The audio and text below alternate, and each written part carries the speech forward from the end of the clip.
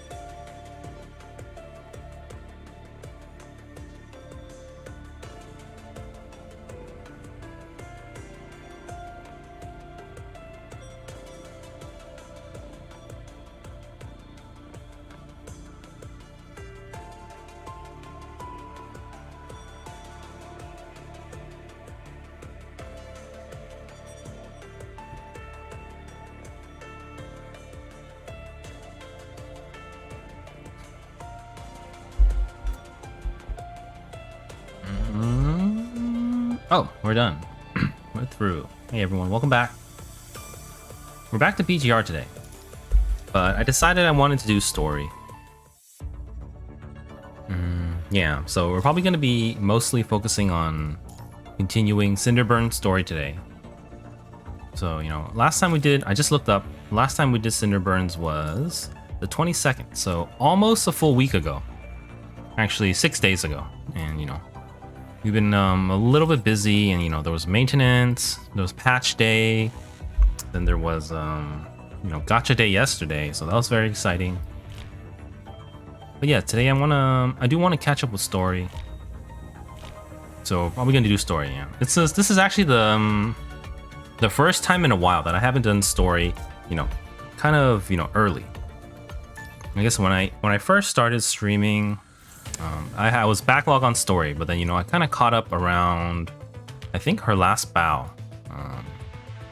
It was either her last bow or it was definitely not surviving Lusum. It was like right after Pulau. So Pulau, then her last bow. And then after her last bow was Haikma, and then Haikma, and the New Divide.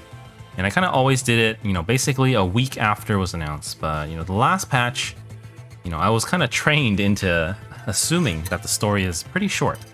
Since, you know, for the last 4 patches, so roughly half a year, the story has only been 4 hours. So, you know, I planned it. Okay, I was like, okay, We've been busy with Project Sekai's story. We've been busy with Honkai Star Rail story. Let's save the story. Let's push it back a little bit. Sorry, it started like a week and a half before the new patch, but it was too late because apparently Cinder Burns is a really long story.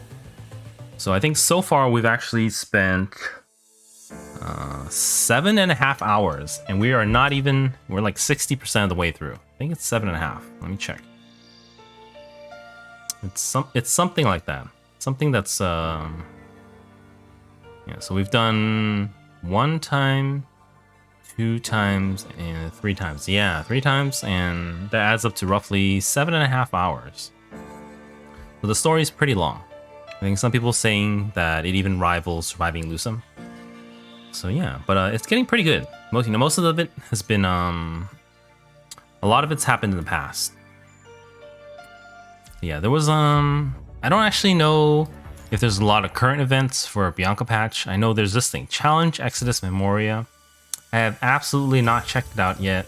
I have no idea what it is, what it's like. Defeat Lithos, clear within 5 reboots, 3 boosts. Okay. Looks like boss fight or something. But I haven't checked this out. But other than this, there's nothing too big yet. What is Slumberland?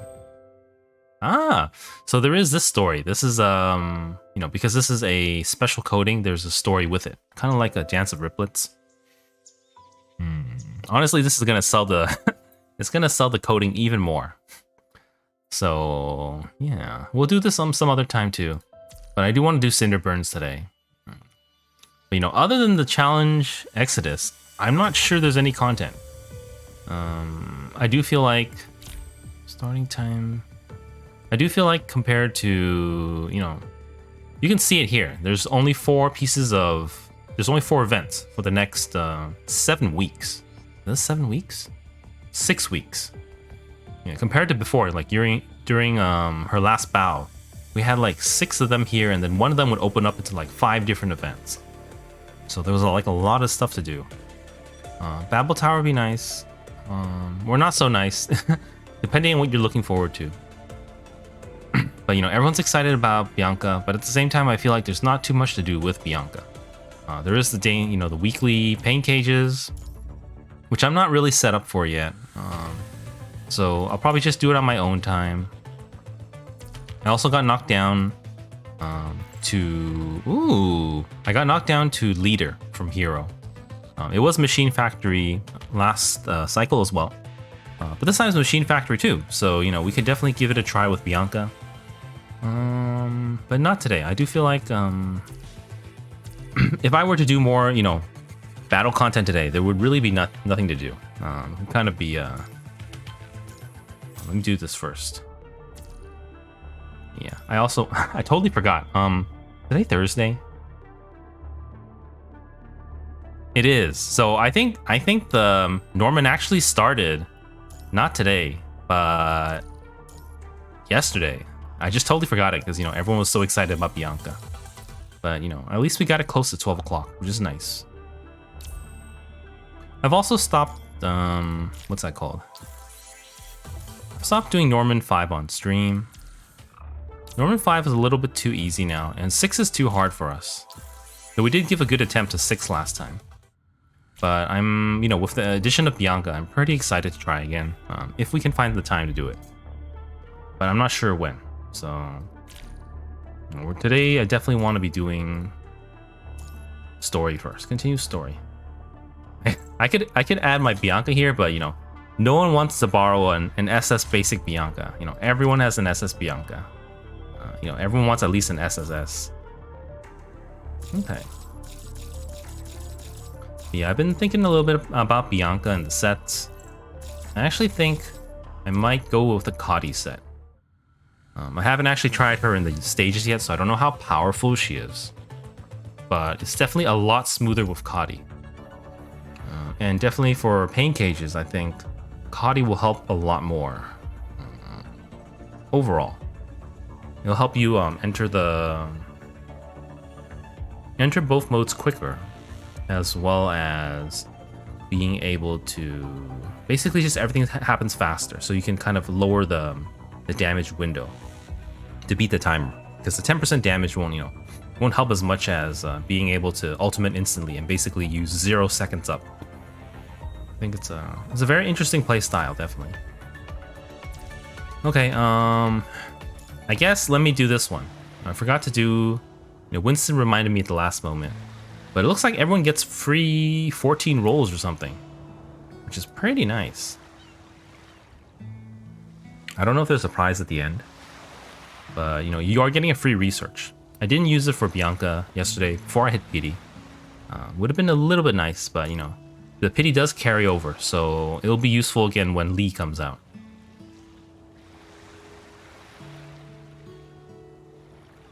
Oh, it's weapon. No, this is bad. I thought it was all gonna be construct, but it's like all over the place. Huh. I've never been in this dilemma before, where I have a free roll. Who would I want to roll for? Because I have everyone's S rank, I think. Let me double check. I'm pretty sure I have every S rank Omni frame has it already. Because the drop rates for weapons is pretty high. So I'm trying to think, who would I want it for? Definitely not any of my old characters. Maybe Luminance? I don't actually know if Luminance's weapon is any good. I do know if you're gonna wail, then it's good. But I think on its own it's not so great. But if you have to have a 6-star weapon if you want to get those resonances, which for healers is a really big deal. There are two really pretty much universal buffs there. Optimal weapon type 0. Which type 0? This one? No, that's fish mount. Let's see. Laser shots extra damage bonus increases by 50%. Gains 15% attack after 3 ping.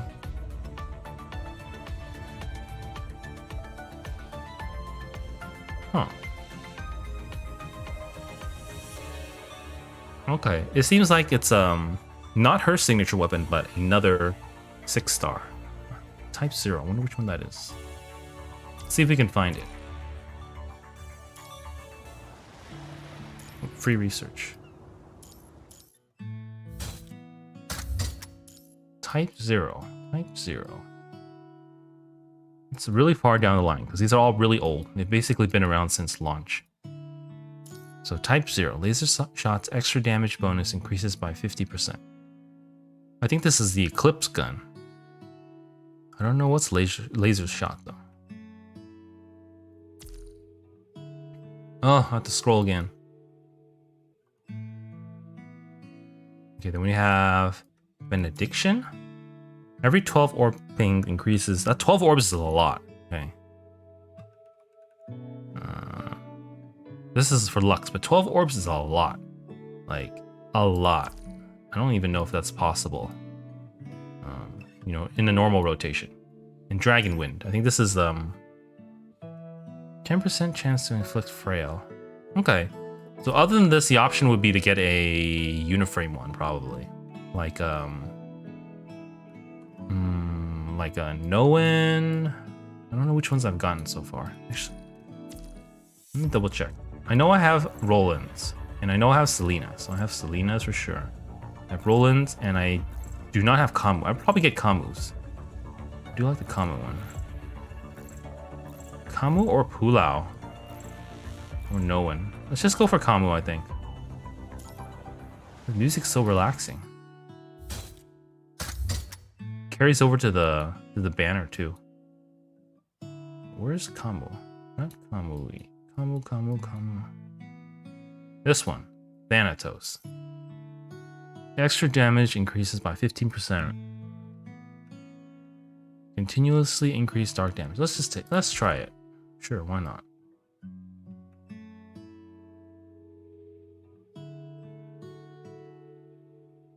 Well, they also gave us there's supposed to be a free 6-star weapon thing.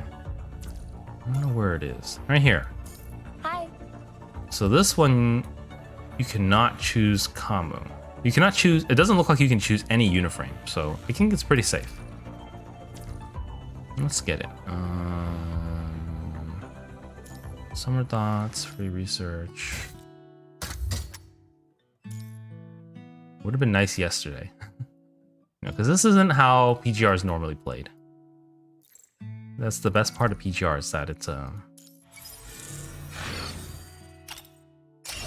it's kind of not a gotcha.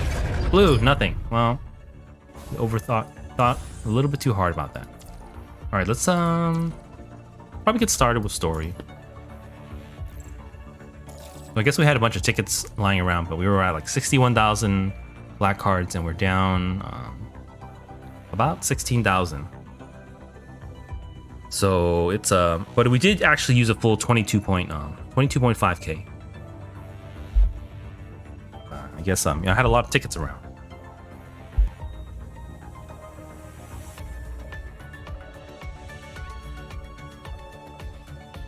All right, let's get started with story. I've been stalling long enough, which is what I always do. Cinder Burns. Okay, so we start out with No.200. He didn't know his name was No.200 though, so he was Young Man A for a while, and then for a while he was question mark, and then, but he had amnesia. He was a construct, and he pulled up his outfit, so he found the items: his bag, his walkie-talkie, his rev blades, his glasses. And then he went to the reservation area in chapter 17 with and he met us, the player character Shikikan.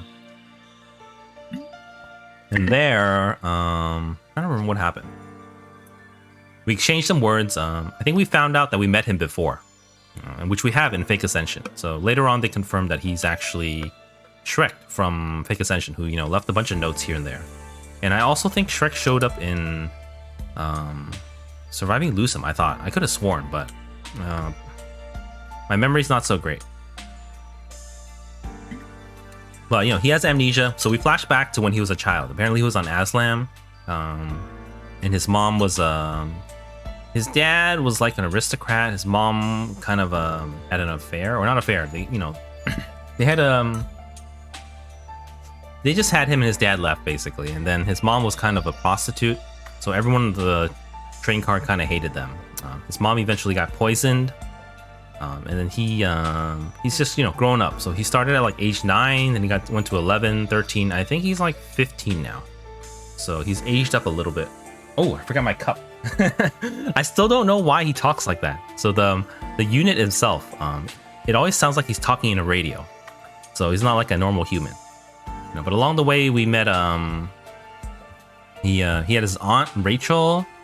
He also had some of the crew members from Actilac, so he's kind of growing up, but he also really loved books. So his there was like a book storage here that he kind of snuck off to, or his aunt told him about it, and then he's been reading a lot, but it feels like it's not really tied into the story, aside from the fact that he has glasses. So I'm assuming that he talks a lot for that reason. He reads a lot for that reason, and that's why he has glasses. But other than that, he's finally growing up. So, before he was kind of just a whiny kid the whole time. He's really sad. He kind of listened to his mom.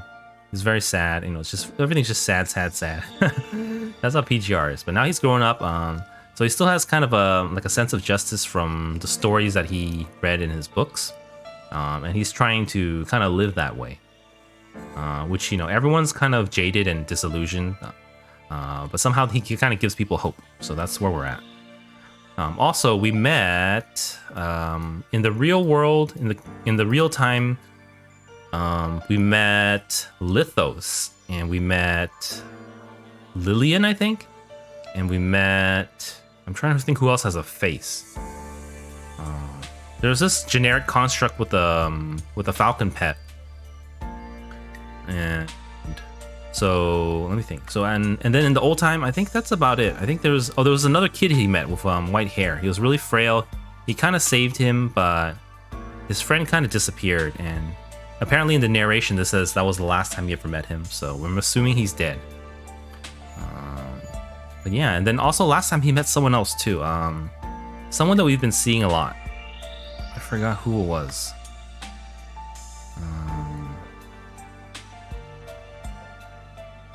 Bella or something. Yeah, it was Bella. Hi Taki, welcome back. Now, last time he met Bella, so I don't know much about Bella other than she was kind of a... She's not on Actilect, but she was kind of an arms dealer, or she was selling them arms. She's not, you know, a full-blown arms dealer. And then I'm trying to remember what happened. It has been a week. That's why I used to like to do this, you know, pretty back-to-back, but we've been kind of busy with other things. And so I didn't want to delay anymore. But basically, the big reveal was that back in the real time, it was discovered that the Ascendants were attacking again. So he got transported to an area. He went out, and then he found some corrupted attacking some constructs. He saved them, and then somewhere along the line, he learned that he could command the constructs to... Not the constructs, the corrupted to stop attacking him. So he proved that he's an Ascendant, you know, an enemy of humanity. So then the constructs turned on him, but he didn't want to hurt them. And so he eventually talked them out of it. So they walked off. Niji Prism Cup, yeah. I did watch that too. It was I didn't catch all of it. I was kind of cooking. I was roasting vegetables, and then I also went out for Burger King because it's Wednesday. So yeah, I caught a little bit. I kind of watched it in the background while I was cooking. But I think Team Yellow won. Yeah. Not Marinin's team, so a little sad, but it was fun. It was fun to watch. Okay, so yeah, so the big reveal after that was that Lithos, who was kind of a frail girl earlier from the reservation camp, she came out, and it was revealed that she was the one that kind of tinkered with his body back in the past. So she's the one who made him an Ascendant. So apparently he also went through the filtering, and he made it through. And they're kind of testing him to try to get him to side with him, but he still says no. That's where we're at. You didn't catch him because of school? Oh, sorry. Yeah. I didn't catch all of it either. I only watched, I think I watched a little bit in at the beginning, and then there was a break in the middle where I was busy. So it was kind of just on the background. Maybe I'll have time to watch it later. Okay, but that's where we're at. So Lithos is now kind of threatening him. You know, he's like, I'm gonna wipe your memory again. You know, I created you. You have to turn an Ascendant and, you know, go against humanity. Join us. And I totally... Oh, let me get my cup. I totally don't remember the voices for anyone already. It's been so long. But I'll try my best.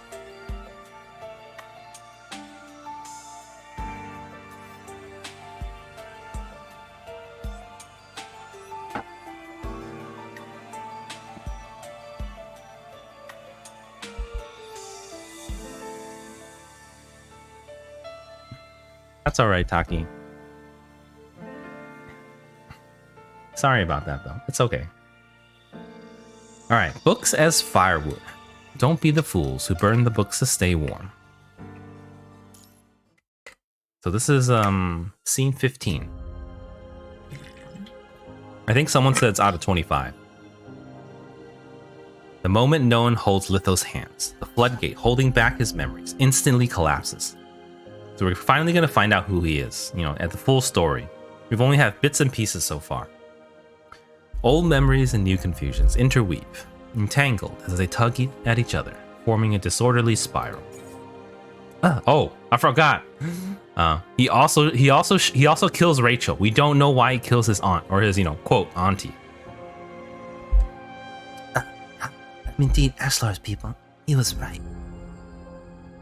I failed the moment I decided to work with him and hurt other people to arm ourselves. Consequences be damned. They all dead? Why? Why? I don't need your apology. I want you to pay with your life. You said you were different from them. What could have possibly come out of it when you stand next to an Ascendant? Crimson blood and horrid cries rush across his mind in an instant. My laptop is coming though, so I might come back. Ooh, laptop, nice. Yeah, you can totally play. It is actually, I think it's better to play PGR on a PC actually. So I actually play PGR on PC. I think Honkai Star Rail I play on PC too. You know, Project Sakai I have to play on tablet though. I've definitely tried Project Sakai on PC. It's tough unless you know what you're doing. But nice. Not top. Very nice. Crimson blood and horrid cries rush across his mind in an instant. Nino. Oh. Be quite tragic. This is what we've been working toward and looking forward to. His jumbled memories turn into a blizzard, setting off an avalanche. We're all wrong. No one can pass the filtering. That's the price, isn't it? At the end of every memory is a lone survivor, lying in the freezing snow as he watches the dark sky. Accept the gifts of the Ascension Network. So this is Lithos, you know. We don't know much about her, and I don't really know what to do for her voice either. At first she was it seems like a traumatized girl, but now here she's like a kind of like a transgender. I guess, you know, they kind of made a point to point it out that before he was a guy, he's a male, but now he is in like a little girl body. But I don't really know what to go, so I'm just gonna keep going. Accept the gifts of the Ascension Network.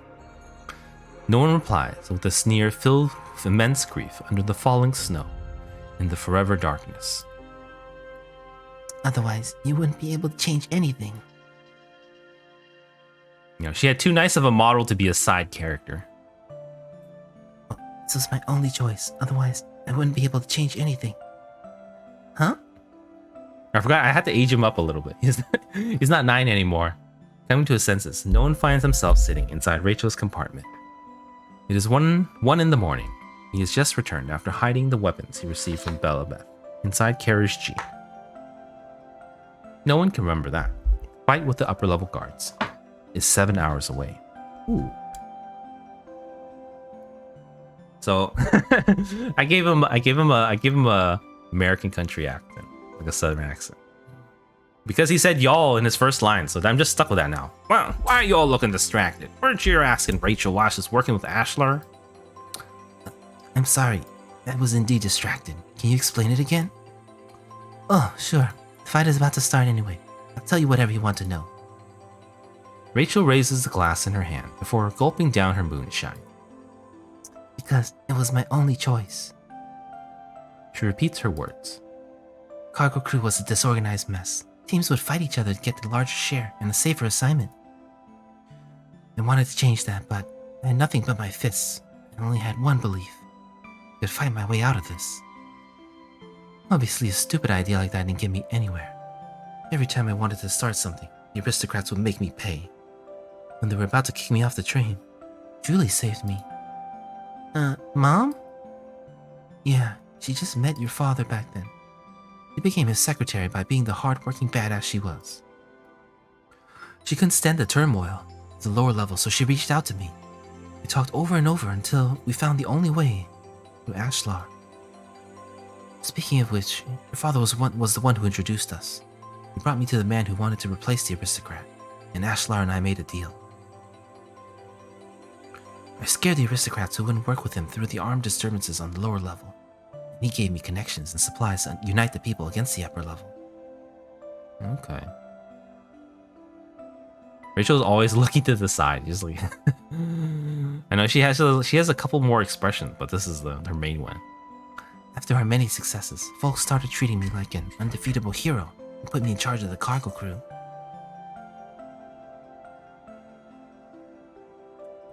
Anyone who could ask me for help because an upper-level aristocrat with actual power was standing behind me. Ironic, right? But I didn't have to worry. I could deal with anything. Memories. Don't worry. You can deal with this. All these corrupt will be under your command. No one's vision suddenly distorts and turns into foggy harbor.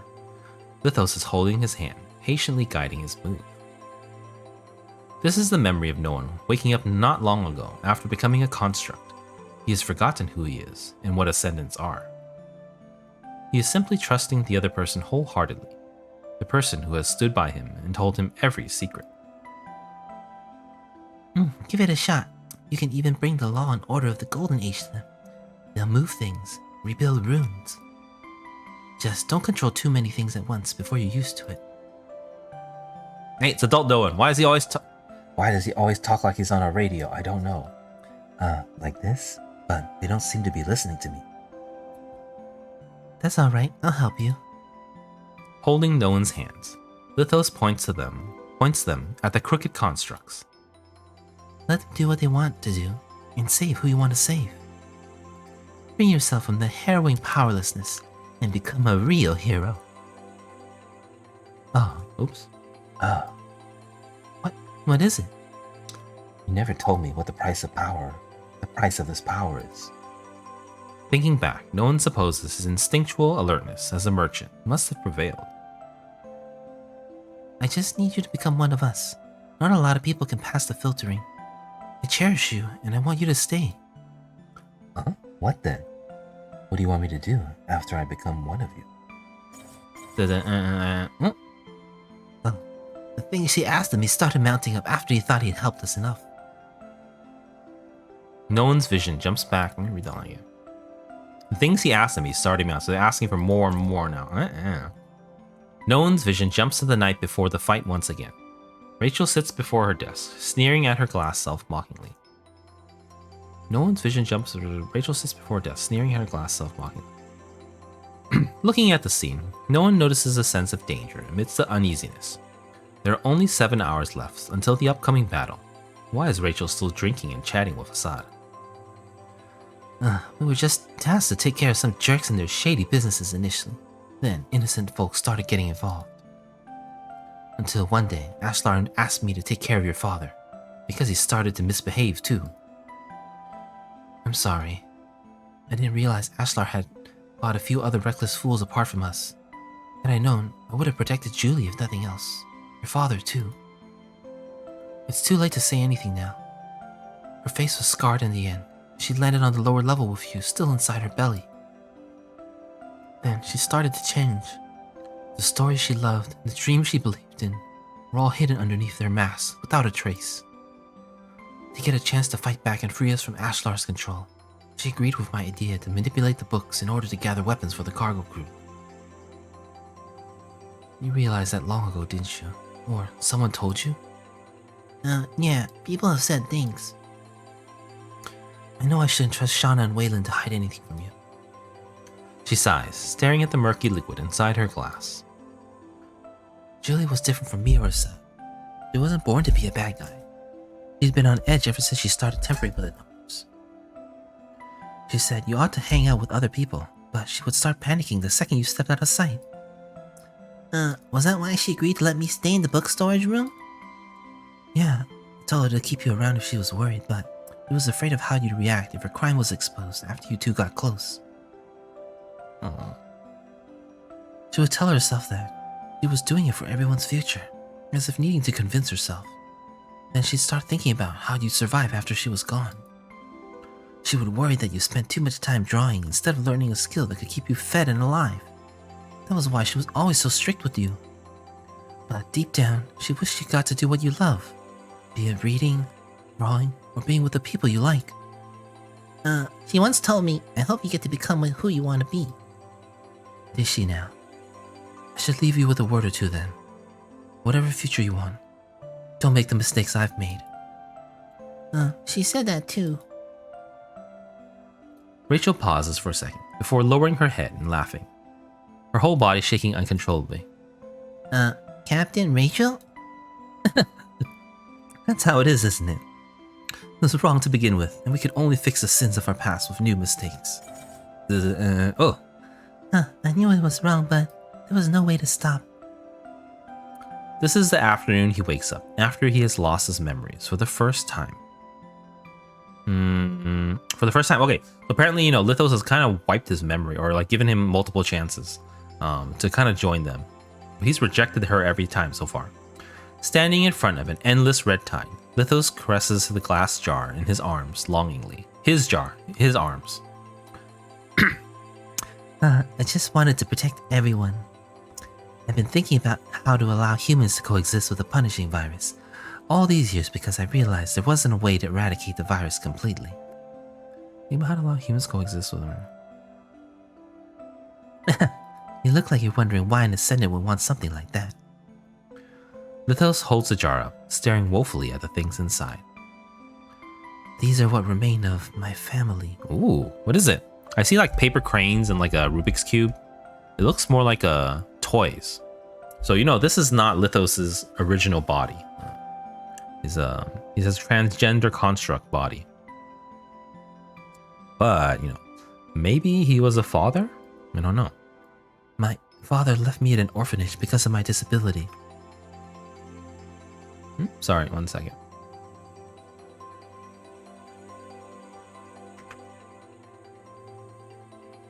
It was a heaven for adults, but a hell for children. Every second there was torment. But we kids survived with our mother by protecting each other. Let's see one. Father left her at an orphanage. Disability. I don't know what it is. I saw selfish people and selfless souls. I was hurt. I was also aided. My feelings toward humankind are more complicated than simple love or hate. And that's how I feel about the punishing virus too. The outbreak broke down the fortified cage of the orphanage. My siblings and I escaped, led by our mother, and we finally got our freedom. So I was once grateful for this calamity.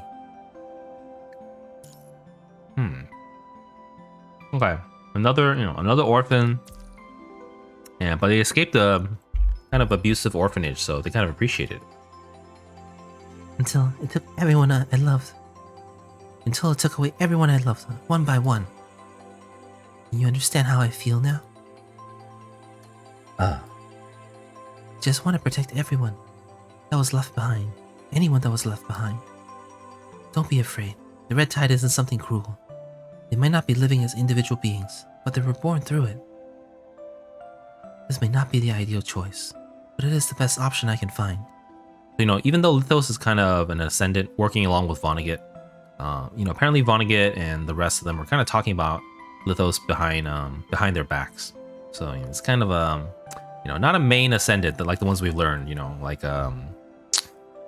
Cinderella, Merciful One, the Voodoo. I don't know the Voodoo's name. I forgot already. As long as something remains, even in this unliving state, it will be better than death. This is the only way for those of us who have survived, to see those who died, to see her again.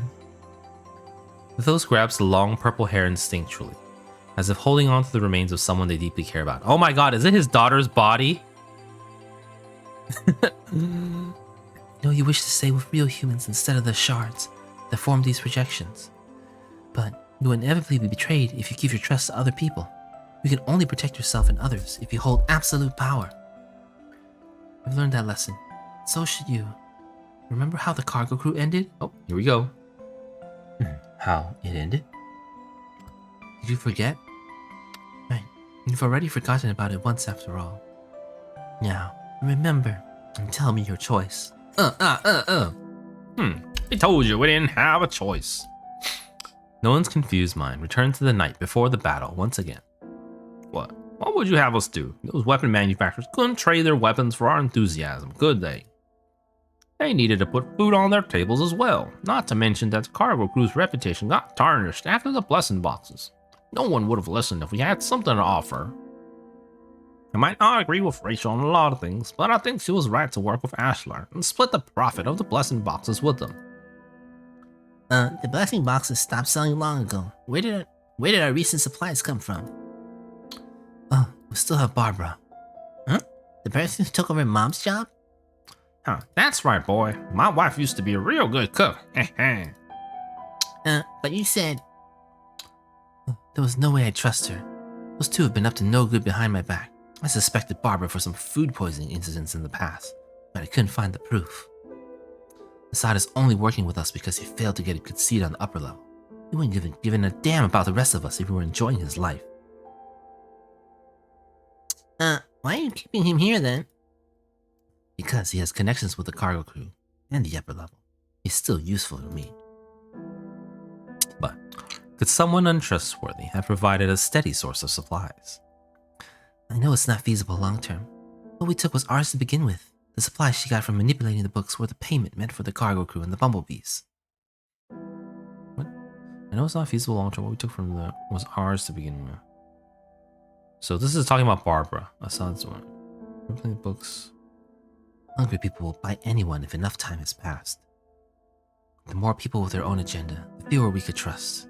In the end, we were dismantling ourselves for the enemy. Why bother? We can just throw them off the train when we discover them. Was that what happened to Bancroft all those years ago? How old is Bancroft? I can't do anything if you insist on thinking that way. Perhaps Assad is drunk or simply annoyed. He does not deny Noan's words firmly this time. You think I got him killed all those years ago? But I didn't do a damn thing. I have no idea why his son was gone either. How many years has it been? I guess he grew up. Who's Bancroft? Bancroft is Winter's dad. Is his name Winter? Summer's dad? The kid with the white hair. Regardless, I was genuinely glad someone troublesome like him disappeared while searching for his son. I didn't try to look for him, but that didn't mean I killed him, you hear me? Noan, aren't you turning 18 soon? Ooh, he's growing up. Yes, why? Field has disappeared about 5 years ago. That's Field, okay. Field has disappeared for about 5 years by now, hasn't he? And he got renamed to Summer at the end or something like that. I know you always wanted to look for him at City 074. The missions from the cargo crew have kept you away. You couldn't find anything even when you had the chance to go near that place. I did the same. I privately tasked people to look for Field multiple times over the years. There was news every now and then, but there was nothing we could confirm, so I never told you about any of this. Is that true? You have news about him? I told you I couldn't confirm if it was him. Once the business with the train is over, you can leave the cargo crew and look for him yourself. Leave the cargo crew? Yeah, most people who stay here don't have a choice, but you're different. You're young. You should go and see the world. When do you plan to make your move? Sooner the better. All the weapons are hidden inside the train now, so stalling is only going to put us in more danger. Let's start making plans after the two other teams return in a few days. They're kind of plotting to, overthrow the aristocrats, and they've been collecting weapons, which they bought last time from Bella or Belle. That's all we got so far. I think at the beginning of the story, I did say it felt a little bit more plot focused and less character focused. But the stuff with the mom was pretty good, and the stuff with Noan growing up was pretty good. She finishes her drink and puts down her glass. Only now does Noan realize something is not quite right. How much did you drink today, Captain Rachel? Haha, just this one glass. But she's a lightweight. 10 more minutes and she'll crash here, I'm telling you. Oh, it's a virtue to get drunk after a few sips. Alcohol's expensive here. Didn't you say you still have to confirm the intel? Your current state. Tonight's fine. They won't be back that quickly. Show me your assignment first. Is your rev blade assembled? Rev blade, ooh!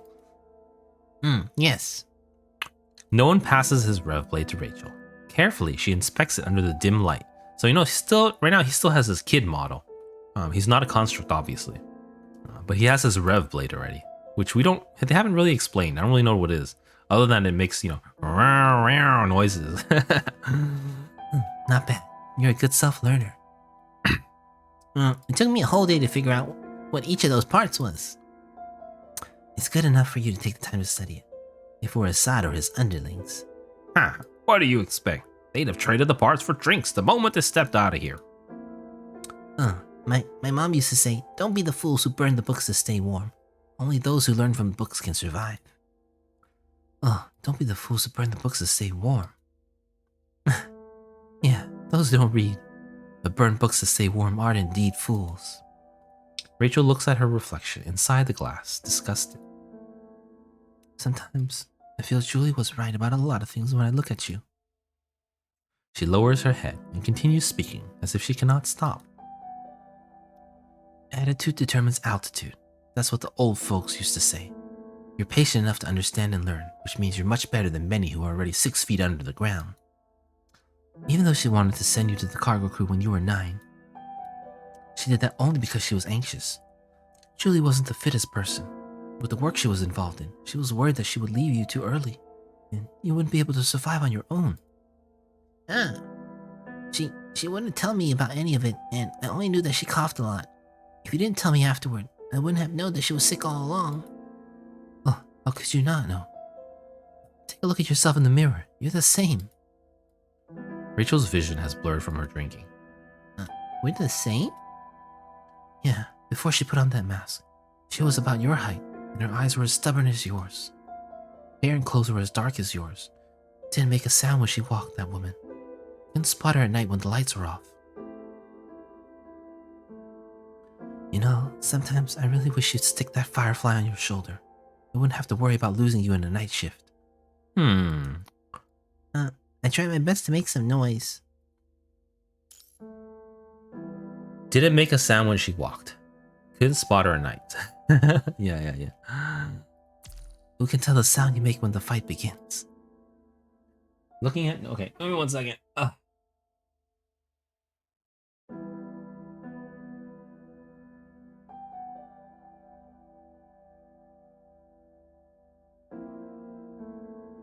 Looking at Nolan's dark hair, Rachel suddenly laughs as if thinking of something funny.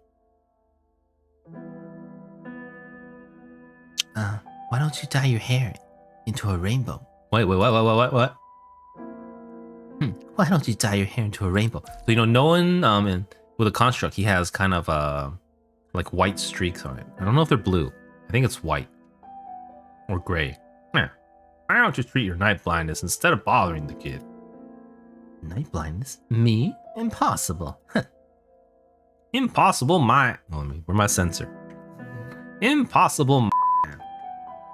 Didn't the doctor prescribe you a bottle of vitamin A last year? It was practically full when you gave it away earlier this year. Who's free to dye someone's hair nowadays anyway?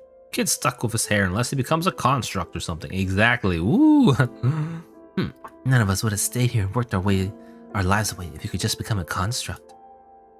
Huh. Have you ever tested your whatever affinity? What affinity?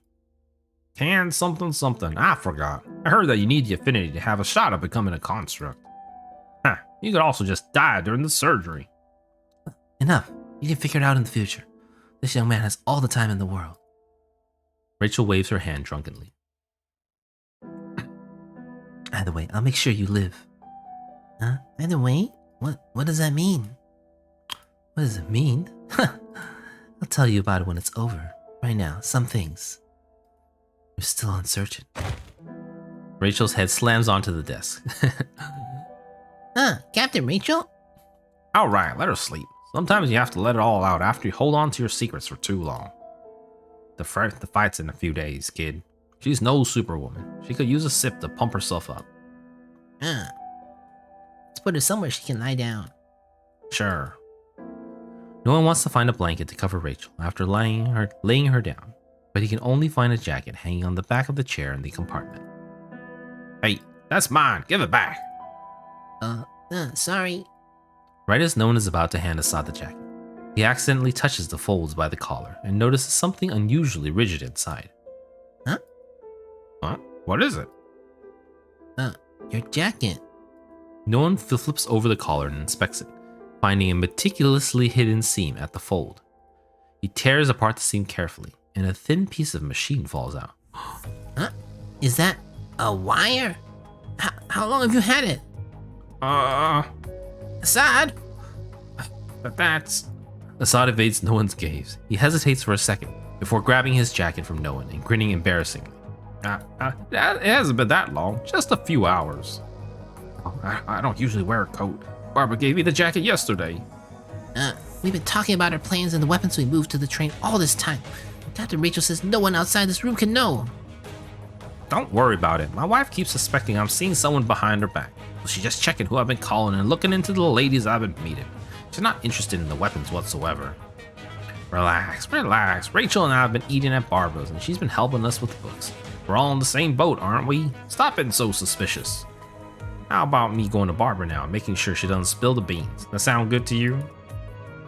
But what? What else you gonna do? Rachel's gonna sleep for at least 5 hours after she's drunk. So good luck waking her up.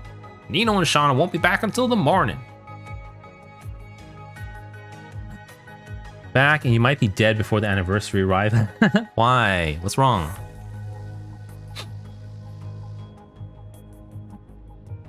You haven't eaten, have you? There's still canned food on the table. Finish them and go to bed. We'll sort out this mess after Rachel wakes up.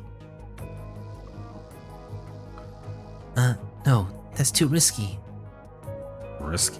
When did you get so distrustful like Rachel? How many supplies has Barbara helped gather for the cargo crew? What good will it do her if our little stink here got exposed? Stop sticking your nose into our marriage. Stop staring. I gotta catch Barbara but now before something else goes awry. And if you tell anyone about us and embarrass me, I'll make sure you regret it. You hear me? Kaito has been killing me yesterday till now. I just can't. Yeah. Yeah, it's the what's that called? The current event ends tomorrow, right? Tomorrow, 9 p.m. Pacific. And then there's gonna be maintenance. So yeah, I cannot be streaming Project Sakai tomorrow. I guess this is the last time to be tearing too, if you're interested in that. And then the anniversary comes right after, which will be very exciting.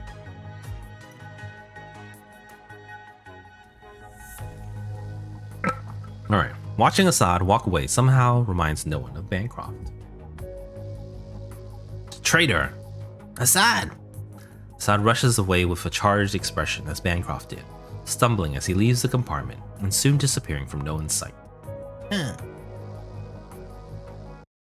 Ooh, okay, that took a long time. Man, we're never gonna finish. We still have 10 more to go. I think we'd be lucky to get through another 4. So yes, yeah, it's cool. Okay, but it looks like it's going down. You know, so this is the there were a lot of memories earlier, but now we're back to the Assad, not the Aslam arc. This is right before the revolt. Got the weapons in place. Banner will be available on Saturday. Okay, that's really soon. I'm looking forward to it as well. But okay, Taki, I'm gonna run pre-rolls, but before, just in case you're leaving, I'm just gonna let you know, I'm probably taking tomorrow off because I will have to rest my story voice, and because Project Sakai servers are down tomorrow, so I cannot stream that. If I do change my mind, I might stream general PGR content but I'm not really sure about that right now. Yes, thank you. Also, do you mind if I DM you later on Twitch if I need something? I just want to ask you something, or talk, if you don't mind. I'll DM you later, maybe, if you don't mind. I have something to ask you. Okay, I'll get it till later, maybe after the stream. All right, let me run pre-rolls now, and then we'll get back to the story and continue it. I'm really hoping to finish it soon, because I'm hoping to get back to Project Sakai's story, and then back to the new Bianca story. I'm assuming it's gonna be good. Break time, bye-bye. Yes, thank you.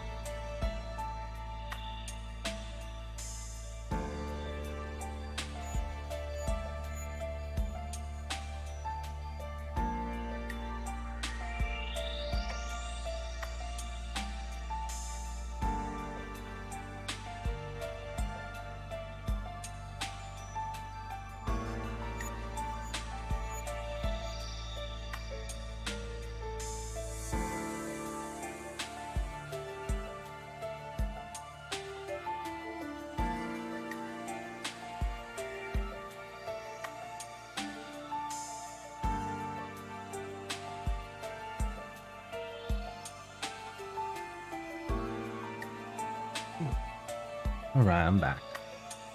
Thank you everyone for waiting. Let's get straight to it. This is a long story. I'm kind of regretting it. But a little tiring, but I do want to find out, I do want to catch up. I do want to find out what happens. Wildfire of life. Every life on Aslan, privileged or poor, is dissolving like an ice cube amidst the fire, wailing and roaring in despair. I guess we took a little bit longer at the beginning. Recapping, and I was kind of, doing some other stuff. 8:41 a.m. It's the day, isn't it? It's a commotion on the lower level. No one flips open the vent cover to find over 30 upper level guards charging into the commoner carriage and blocking the narrow passageways, causing many to groan and complain. Ooh. What's happening? Crawling inside the air duct toward where most guards have gathered, no one begins to see a trail of blood, as if someone was dragged across the floor. Then he sees Assad's blood-soaked clothes. Oh no! Assad's broken bones are exposed in the air, and coated in dry blood, piercing through his flesh and skin. Part of his head is missing. What? His toothless mouth is silently bemoaning the pain he suffered before his death. He's dead. He's goner. Oh my god. Tight ropes used to tie Assad up are twisting his body unnaturally. The guards around him seem to be displaying the cruel scene on purpose, showcasing how Assad was killed. Stay silent all you want, but the rest of the core members of the cargo crew are next. You'll witness how they all dragged to their deaths on this train track. Tell us what you've hidden. Tell us where you've hidden the things if you don't want to happen. Oh no, it's Rachel. Rachel, this isn't like one of those little brawls in the past. We could take them at face value and only punish those on the scene. But this time, it's threatening all of us. Your silence is only going to escalate things. Boss will send us to our deaths if we don't have it all sorted out today. Escalate things? The aristocrats upstairs have pushed our folks to their deaths. Does not escalate things? Or the times when desperate people take their own lives? When you lot beat up and kill whoever you want? You think your little stunt here's going to solve anything? We don't make it difficult for you. There's no need for us to make a scene here. We're all working for the people upstairs. Just hand over the things and no one else gets hurt. Rachel sneers without answering. Instead, she turns and looks at the entrance to the vents. No one knows that Rachel needs to receive a signal that confirms no one's presence. But he must take advantage of the dark air ducts right now without making a sound.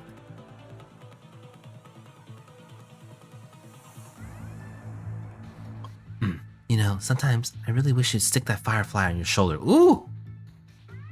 So he got the toy from, I think he repaired it inside the book room.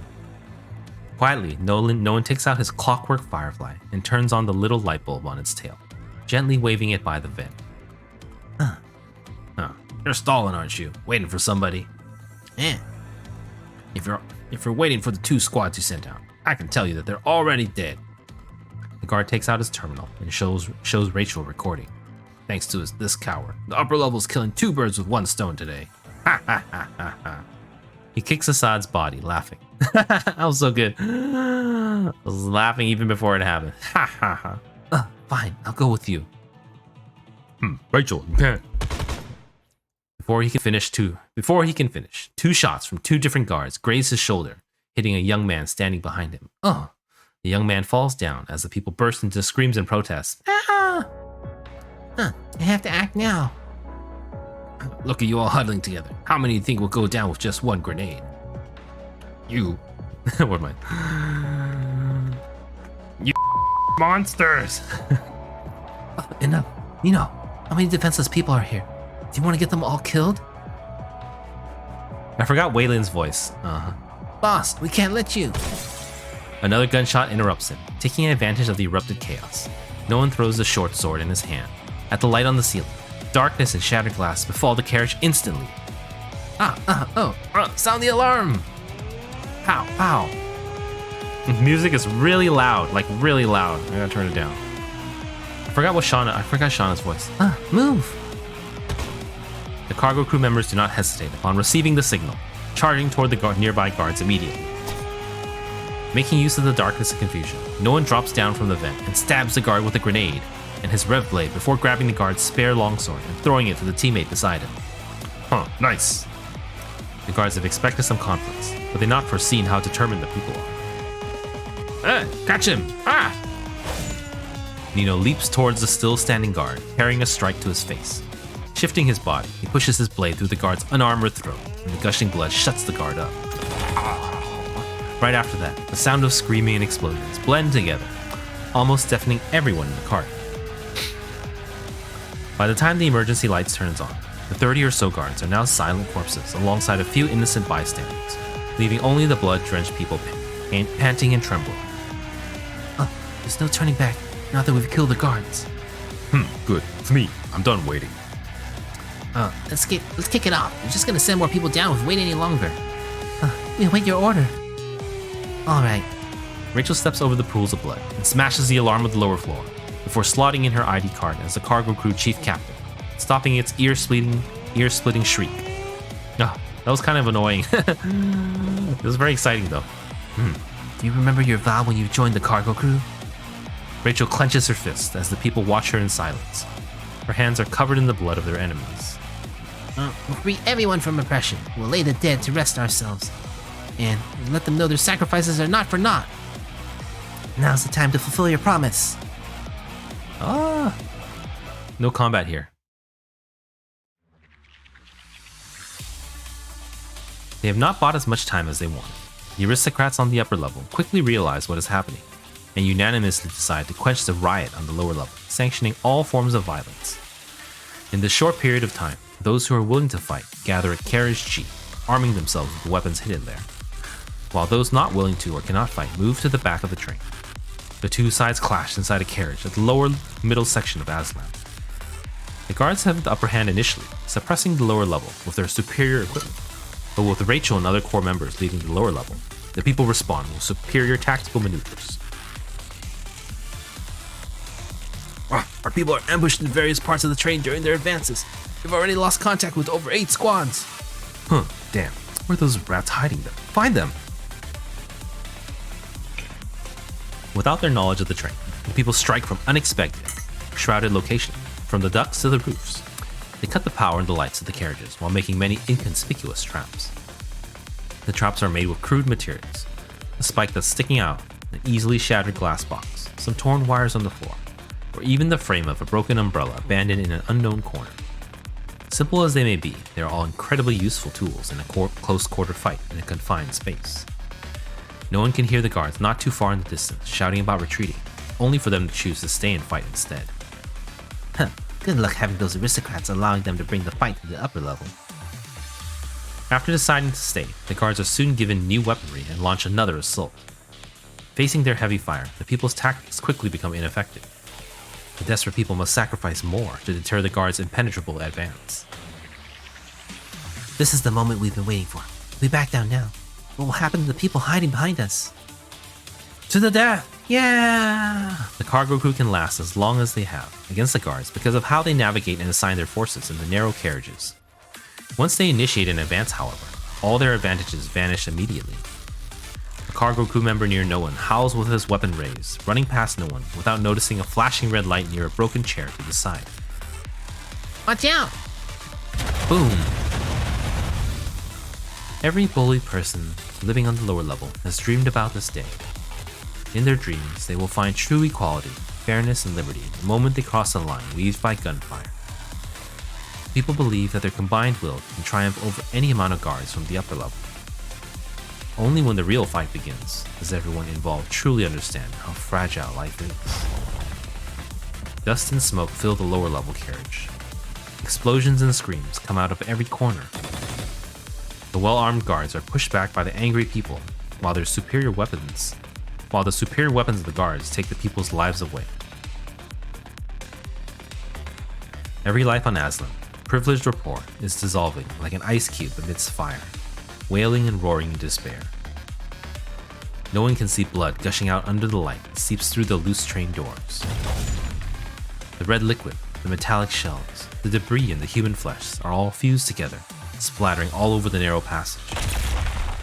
Bodies, still warm, pave the floor. Without a way forward, someone has blown away the door, letting the speeding train hurl the bodies and blood away, leaving behind a trail of blood on the tunnel wall.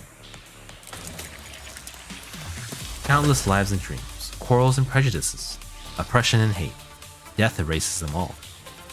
The bustling carriage of yesterday is now silent after the ceaseless explosions. Fewer than 50 people remain in the cargo crew by the next morning.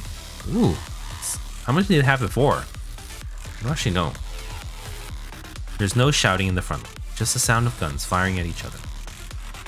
Lying beside them are thousands of corpses in their blood, silently declaring the outcome of their fight. The remaining people will be able to cross the connecting carriage and storm the upper level after they take down the few enemies still standing.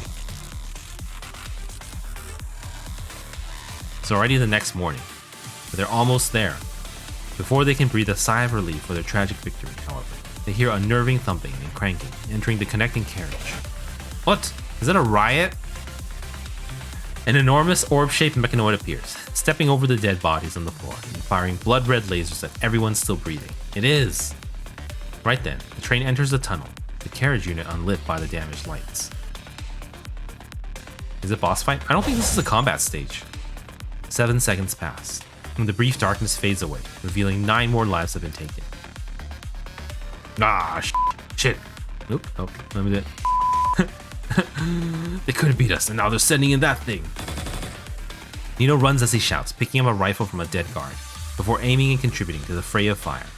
Nonetheless, all their bullets ricochet off the mechanoid's metal shell, barely damaging it. It's tough. Get out of my way, then. Shauna brings out a grenade launcher from who knows where, dashing near Nino and firing even before he is safely retreated. The anti-tank projectile flies through the greenish-gray smoke, hitting the giant machine.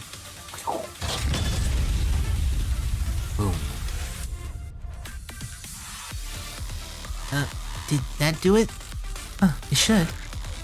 Before the smoke and fire dissipate, the unnerving cranking makes itself known once again. Oh, it's not dead. Any idea, Shauna? That was my idea. Oh, what do we do? The guards are still behind it. Where's Rachel? She led another group to the front. This thing has separated us. Fall back for now. We'll take cover using the heavy blast doors near the coupling.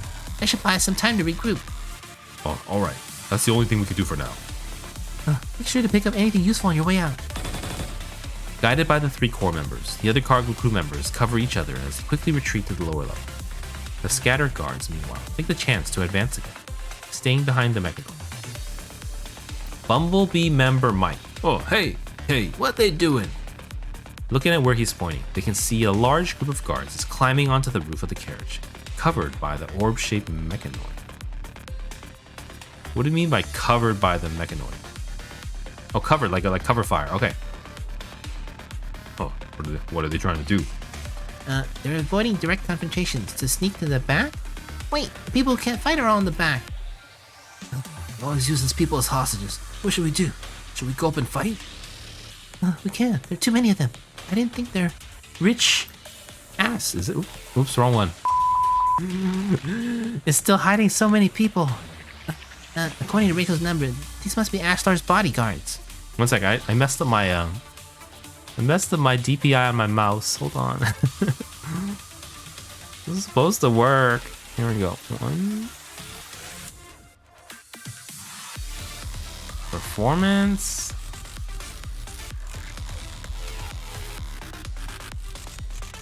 Oh, it's just all frozen now. Let's leave it alone. I hope it doesn't blow up. According to Rachel's number, these must be Ashlar's bodyguard. Shauna, no one. A lot of guards have just gotten past us. We see them. What should we do? Is this still frozen? Here. Wait a second. I hope it doesn't crash my stream. Move back. Aslam is approaching tunnel 204. The ceiling of the tunnels is not high enough for the guards to move freely, even if they're up on the roof. We have 15 minutes before you enter 204. Make sure everyone is retreated behind Carriage G. Secure yourselves. Carriage G? What are you planning to do? I'm gonna blow it up. Ooh. Lots going on. DPI. Yeah, my mouse. Whatever. At least it's working. 9:01 a.m. The winter sky just shows the briefest glimpse of light through the dark clouds, and it already begins to snow. The moment the speeding train exits tunnel 204, Karashi explodes, splitting the train in two. Okay, so this is actually in Surviving Lusum, where the train gets derailed. At first, I think we assumed it was a Ascendant attack, but it's actually the events from Cinder Burns, which is pretty, it's pretty cool. I'm trying to just tie it back in. The locomotive drags the upper level carriages onward for a while, before gradually stopping 5 kilometers away. It's Surviving Lusum now, so this is like over halfway in. I think pretty close to the end. The lower level carriages shake violently from the explosion, flipping over some of the storage carriages nearby. Luckily, preparations have been made, so most people in the commoner carriage are safe. We got a message. The front's stopping. No surprise. These are a lot of carriages they're otherwise leaving behind. Those aristocrats can't give up that much money. Huh. Is that giant military mechanoid following us? Not yet. Most members who can still fight stayed in the front with Rachel. The only ones left with the rest of the people are Shauna, Nino, Noan, a cargo crew member named Jimmy, and Mike, a Bumblebee member. Get everyone off the first train.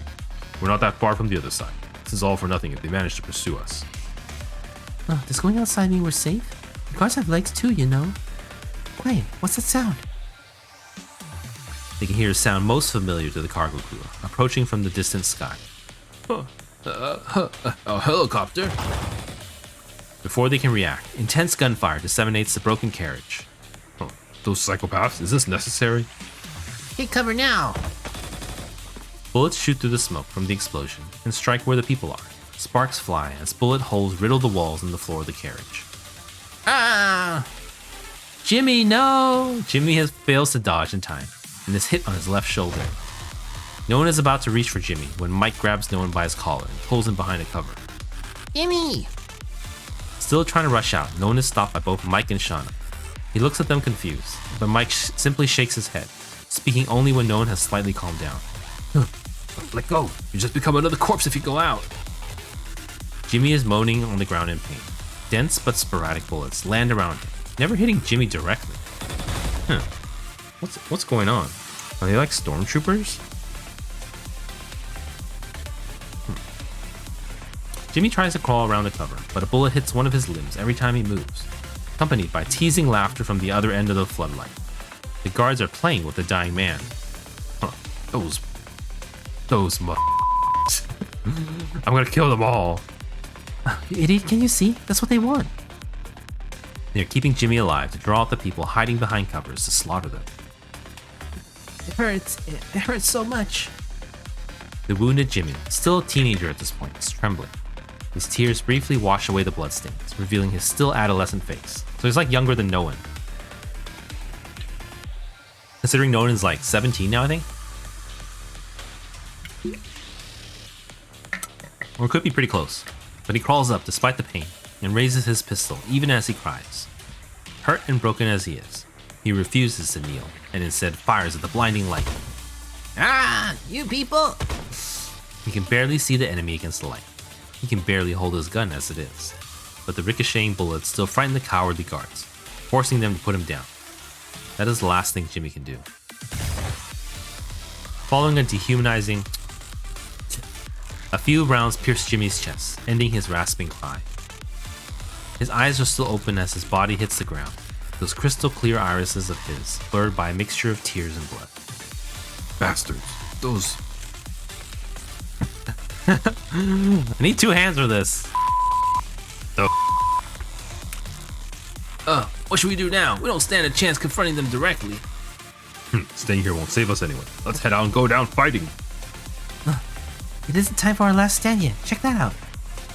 Shauna points to where Carriage G broke off. The guards are standing near the pneumatic devices Aslam used to open the train doors during an emergency, before the train shifts to helium-3 as their energy source.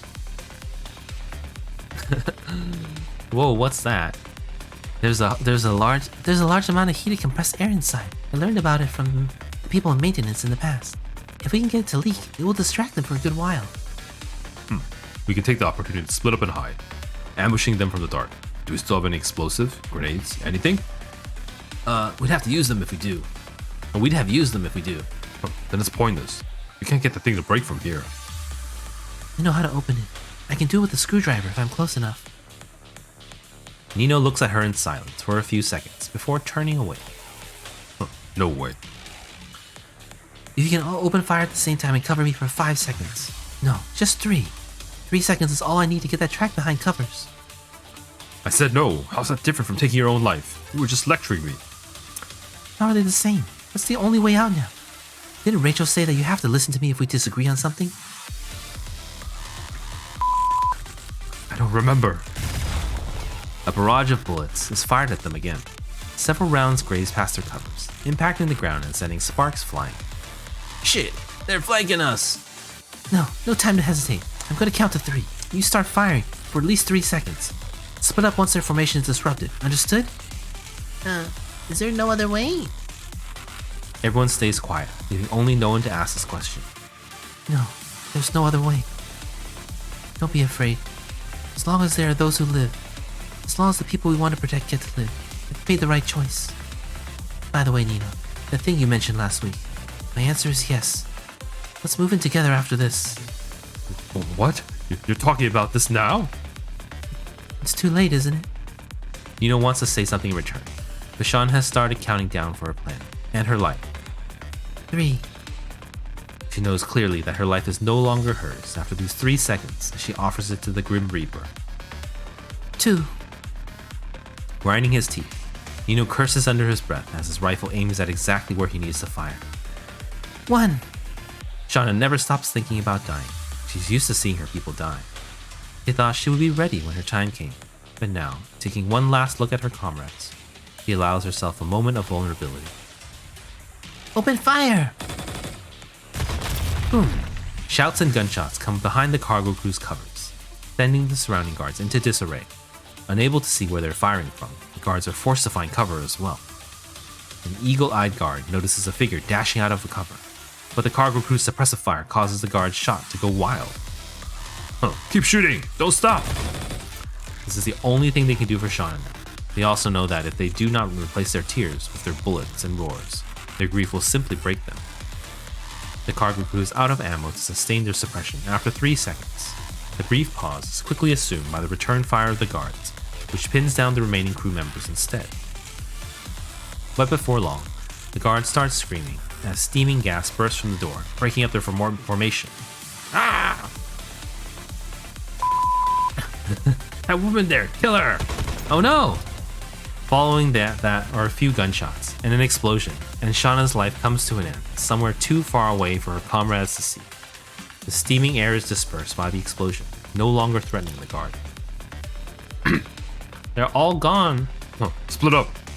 The 3 of them take this brief window of opportunity to leave their covers, splitting up into the different parts of the carriage, hiding among its many intertwining ducts and machines.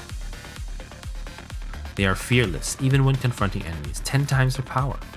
Unlike the guards, they are the people who actually know the train thoroughly. First, a bullet breaks the lamp on the ceiling, enshrouding the depths of the carriage once again. Not only does it make it harder for the guards to find them, but the sunlight also turns the guards into shining targets. Then comes a volley of gunshots. The head of a guard who has veered off tracking them explodes. Another guard who's hiding behind a cover finds himself somehow riddled with bullet holes. The guards are getting impatient, seeing other guards dropping one by one, and deciding to bring down everything that can be used as a cover. After a round of explosions, the cargo crew stops firing.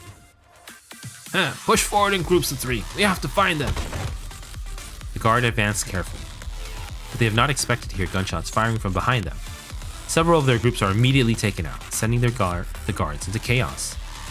Take that, you armed thugs! Retrieving his blade from the enemy's chest, no one finds Nino sneaking towards the corner of the carriage. Nino, what do you think you're doing? The fire caused by the explosives the guards deployed is beginning to spread. The area with the pneumatics is flooded with fire. It will not be long before the whole place burns to ashes. We have to get the bodies back, at the very least. There's no way we're leaving them in a place like this. I'll get Shauna. You two grab Jimmy. Before no one can stop him, Nino is already on his way to the corner of the carriage, crouching and dashing from cover to cover, right underneath the watchful gaze of the guards. He quickly reaches Shauna. For a second, Nino even thinks Shauna might be alive, before he sees her body with his own eyes. But before he can move Shauna's body to a safe location, he feels a sudden excruciating pain in one of his left feet.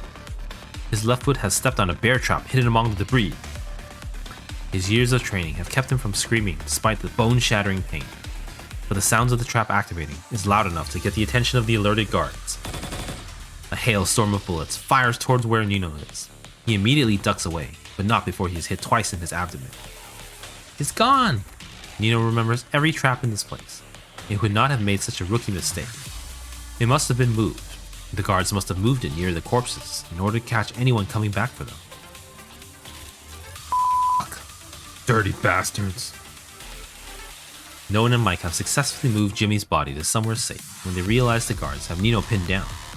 Hey, Rachel's boy. Look like Nino's hurt. We have to save him. Can we do it? There ain't a lot of enemies left. Nolan moves his wrist and nods, his short sword and rev blade in hand. As Mike fires, Nolan dashes across the difficult terrain of the carriage toward the group of guards nearest Nino. With their attention on Nino, Nolan's blades smoothly go through one of them. His teammate turns and aims at Nolan, but Nolan's short sword slices through his wrist. Distracted by the scream of the unhanded guard, the last guard fires in panic, only to allow Mike to hit him from a distance. Taking advantage of this window of opportunity, Nolan slices toward Nino and drags him away from the shooting and the spreading fire, leaving Shauna's body behind in the process. Watching as the flame devours her. Retreating behind a secured cover, they have nonetheless exposed their location. Suppressive fire rains upon them, trapping them where they are. This is all my fault. Couldn't get Shauna, and now the two of you are. Save it after we left this place. Nino's terminal suddenly receives a comms request. Hearted, no one helps Nino up while Mike returns fire with his limited ammo, holding the guards back. This is Nino. We're stuck on the back of carriage Jeep. We lost a lot of people, including Jimmy and Shauna. What's your status? Is that so? We're almost wiped out too. We were hoping you can help us. Waylon's voice is faint, as if it will stop any moment. Oh, what about the rest of you? Where's Rachel? Waylon answers after a brief silence. We got separated from Rachel. We tried to contact her, but there were no responses. Nino wants to keep asking, but they hear nothing back, not even the sound of sparse gunshots. Got Mechnoids on their side, isn't it? We didn't really stand a chance against them to begin with. This rebellion's probably failed. No way. They've lost. We've lost. The guards have also taken a heavy hit, I bet. That is when no one realizes how warm his palms have been. He looks down at Nino in his arms to find Nino's blood soaking through his shirt and hands. Nino, you're losing a lot of blood. We have to stop the bleeding right now. No one puts pressure on Nino's wound. There's no way he can stop the blood from gushing out. He watches as Nino's life fades away before him, little by little. No. Nino does not seem to be in pain, however. He just holds his terminal in his hand, saddened. It'd be quite tragic. This is what we've been working toward and looking forward to. Nino is slowly losing consciousness from his blood loss. They have to do something about it, or he will die if shocked soon enough. But the guards are not giving him a chance to breathe. Having restored the public address system on the train, the guards speak to the two of them amidst a ceaseless gunfire. This is the message to the rioters hiding. Come out now, otherwise. The sound of a child screaming and his parents crying can be heard from the system. We'll start executing these accomplices to your riot. You hear me? Accomplice my ass. Ass. They're just taking hostages. We can't drag the others into this. But we're the only ones left. We can't save anyone without putting our lives at risk. There's still a way. Faking our surrender? No one nods. This is a really long chapter. Why? I feel like I don't know. I don't know if we can finish this in another stream. It might be another 2 streams. Hand slowly rises from behind the cover, followed by another hand. Hold fire! The guards stop shooting, but their rifles still point at where Nolan and Mike hide. The guards know full well how cunning the cargo crew members are now. Nolan and Mike slowly stand up, with the unconscious Nino on Mike's back. The three of them step out from their cover, nerved and fully exposed to their enemy. Not bad. Walk here slowly, just like this. Don't try to pull any stunts. The guard gently smacks the face of the child kneeling beside him with his pistol. The child is so scared that he cannot even cry. No one nods, approaching them slowly and naturally. No one notices the combat knife he hides behind his leg. As he approaches the hostages, no one notices Hill once again. Oh no! It's PGR. You know what's gonna happen. The old, timid woman who has been watching over him since he was young. Oh. Rachel always says that not everyone has what it takes to stand up to the bad guys. They might be silent, but that doesn't mean they approve of what's happening. What did she say again? Not everyone has what it takes. Many on the lower level disagree with Rachel. They believe those who do not fight are a waste of resources. But they forget that people like Hill have been contributing in their own way inside this moving cage. How many children has Hill looked after? How many torn clothes has she fixed? No one never questions his choices because he has noticed it all. The people he has to protect are right there beside him. They are safe even though they are scared. They do not regret, I missed the line. He does not regret what he has done. He just wishes he was powerful enough to have done more. I'm so sorry. I'm so sorry. The old woman's tears soak her wrinkled face. Why have I always failed to protect you? Don't be sorry, Aunt Hill. It's okay. He wants to offer her a smile, but he cannot. He keeps walking as the guards watch. I've seen what Barbara did after they took Julie, but I was too scared to tell her. Too scared to tell you. She's sobbing frantically behind the guards. Huh? I just looked at as she ate them. Just watched as she died. Hill's wailing gets louder and louder, and then, right before Noah and Mike get to the gardens, the gunfire and the explosion almost happen at the same time. Aunt Hill? No one will never know when she took the grenade, and when she made up her mind. I'm sorry, my children. Your Aunt Hill was too scared to do anything back there. I'm sorry. I'm so sorry. Not everyone has what it takes to stand up to the bad guys. No one thought he understood what it meant. But is that true for humankind? The young matures as they grow, and the old change as they mature. Even the dying cinder contains the courage to ignite itself and burn. Everyone's dead. Lashana's dead. Nino's almost dead. Hill's dead. We don't know what happened to Rachel. Wayland's like dead. Almost dead. Oof, that took a long time. I will have to pay attention to the timer. Otherwise we'll run into automatic stuff. But it's a very slow night. Very, very slow. Feels bad, but we're gonna keep going. Because it's PGR story. We gotta get done. Alright, ER 17, mistaking a deer for a horse. Again, there's no combat so far. We still have 4 more combat stages in roughly 9 more stages, so almost half. We'll find out though. You thought those who mistake a deer for a horse are stupid, but that's their cleverest trick. People who tell the truth are often the first to die. Oof. I see it now. This is a snow-capped train. The snow has covered up the scarred earth by afternoon. Only a bloody figure can be seen inside this barren land, running above the upper-level carriage. Mike, the heavily wounded Nino, and most of the civilians are staying on the lower level to find out the fate of Rachel and the cargo crew. No one travels 5 kilometers of snowfield alone, returning to the upper level. So the train got split in half. They're in the back of the train, and Rachel snuck ahead to the front. No amount of snow can cover the blood and bodies here. At least. At last, no one finally finds the person he's been looking for. Oh no! Did Rachel betray them? Captain Rachel. No one. Oh, she lost an arm already. No one. Rachel has lost her left hand as blood drips down her forehead. No one has never seen her so vulnerable. Maybe he's just killing her out of mercy. Yeah, your hand. Is there a doctor around? There's no one left. We failed. Turns out Ashlar has a few of those mechanoids hidden away. In the end, we only got to catch a breath when the Aristocats started to fight among themselves. Ooh, what happened? Amongst themselves? You're talking about Ashlar and Princess Jamila? Yeah, Jamila didn't win either.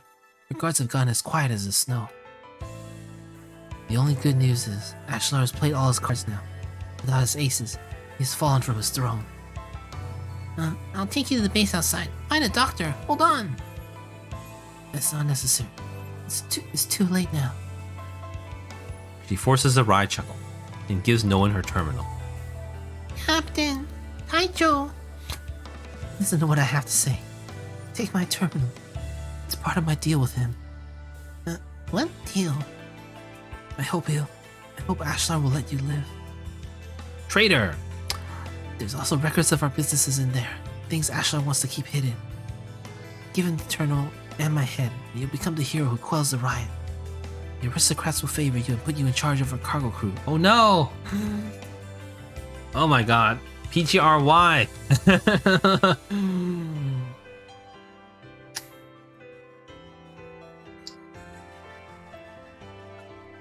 PGRY. Oh. What? What? I'm almost out of breath. Don't make me repeat myself. Why are you asking me to take over your place this way? Because we failed. To get another shot, we'll need time. Time to rest and rebuild. If you give up here and now, what would happen to those without a home? No base will take them in. They have to stay on the train, with no one to look after them. And the aristocrats will keep hurting and exploiting the people, as they've always done. You said Ashlar lost his aces. Now's the chance to take him down. I wish it was that simple. It's not just weapons that bond those aristocrats. Even if our rebellion succeeded, it would have only been the first of many steps. There would be a lot of problems to solve. Alas, we failed, so we'll need to start again. Mitchell lowers her head, her face pale. She has lost too much blood. Listen, they're coming to search the roof. Do it now or it's gonna be too late. Captain Rachel, I won't do it. Yes, you will. She shouts, angry and frail, forcing no one to grab her gun. Oh no! Don't, oh no! Hold tight. Don't let go. He's like holding onto his arm. Didn't you want to find Phil? There's information on him in the terminal, but you can only find him if you survive this. I made my share of mistakes leading the cargo crew. And so much wrong and hurt too many people. Wait. Hold on. So this is when the train splits in half. No one is 17. But he's met Shiki-Kan in adult construct form, which is in surviving Lusum. Something is off. Either there's an inconsistency with the timeline, or there's a lie here. Or I misremembered the story, which is probably likely. Aslam splits in half, like the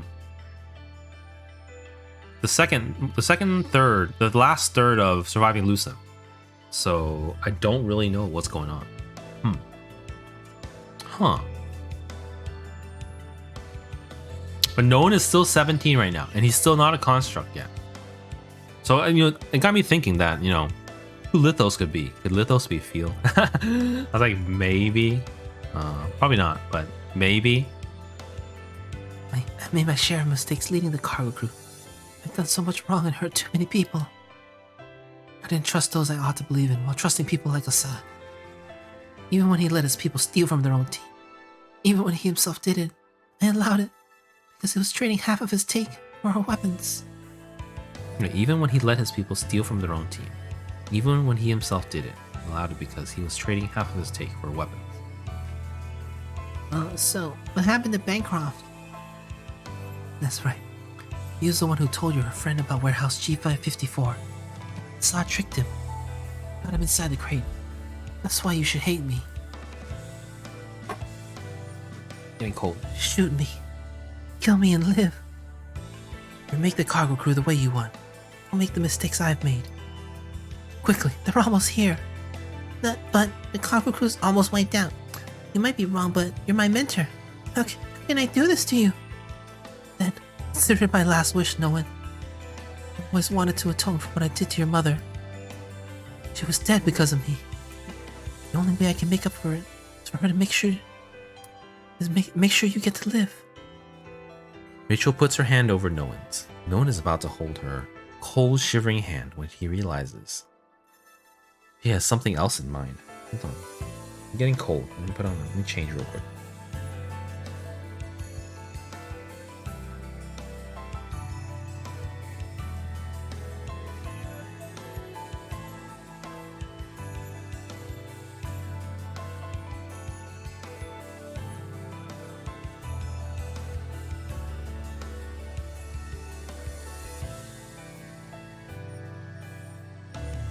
Rachel puts her hand over Noan. Noan is about to hold her cold, shivering hand when he realizes she has something else in mind.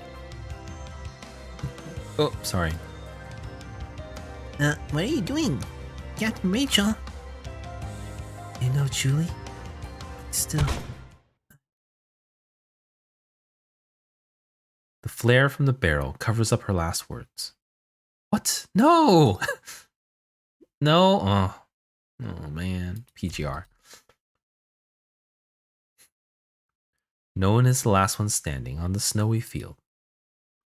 Oh my god. Okay. After Rachel dies, Noan is quickly taken to the jail cell that once imprisoned his mother. He stays there for 14 days under many watchful eyes. The guards all have their own agenda to patrol outside his cell. Some are people from Ashlar's side, while others are royal bodyguards rarely seen in these parts. No one even sees a hurt young construct wandering nearby. Some of them want the truth, while others want to make sure no one tells their truth. These people are all cautious of each other, their moves and countermoves forcing them into a deadlock. Somehow that gives no one the chance to survive. The night before no one is supposed to be brought to the temporary council, the young wandering construct suddenly sits in front of his cell when no one else is around. It's Chang-Yu. Chang-Hu? Huh. Leader asked me to apologize on her behalf. She wants me to help, but the royal forces are hampered right now. Oh my god, I cannot do Tanjiro voice. It's too good. I've never done Chang-Yu voice, and I don't think I ever can either. She wants to help, but the royal forces are hampered right now. The soldiers we sent were the most we could do.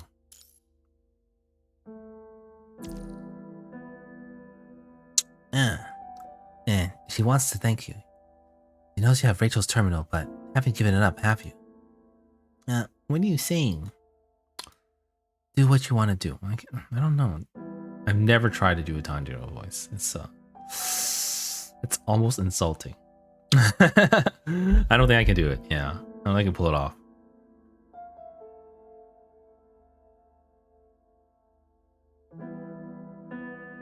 The next day, no one is marched into the temporary council by the guards. Commoners surround the hall, whispering tales of the events and the survivors. Royals and their bodyguards sit at the top of the staircase, while aristocrats with different expressions are sitting nearby. At the furthest right are guests no one has never seen before. Their outfits suggest they are constructs from Babylonia. No one has seen many of them while working for the cargo crew. He never talked to them outside of their dealings. So maybe what I got confused is maybe this explosion isn't the explosion in Surviving Lusam. It's got to be before. Emilia has, I'm absolutely, she never talks. She's not a talking character, so I have to make it up. What happened to Aslam has deeply impacted the Actilec Commercial Alliance. As our trade partner, Babylonia has requested to attend this trial. Both Babylonia and ACA agree that the cargo crew and the Bumblebee of the lower levels are instrumental to our work to reclaim Earth. We have therefore allowed our citizens to sit in this meeting. They have the right to know. You don't mind, do you? That's Ashlar, who we've never met. Of course not. Ashlar sounds confident. Over the last 3 days, he has deployed various methods to search and question no one, offering carrots and sticks to make sure that Rachel's terminal is not in no one's possession.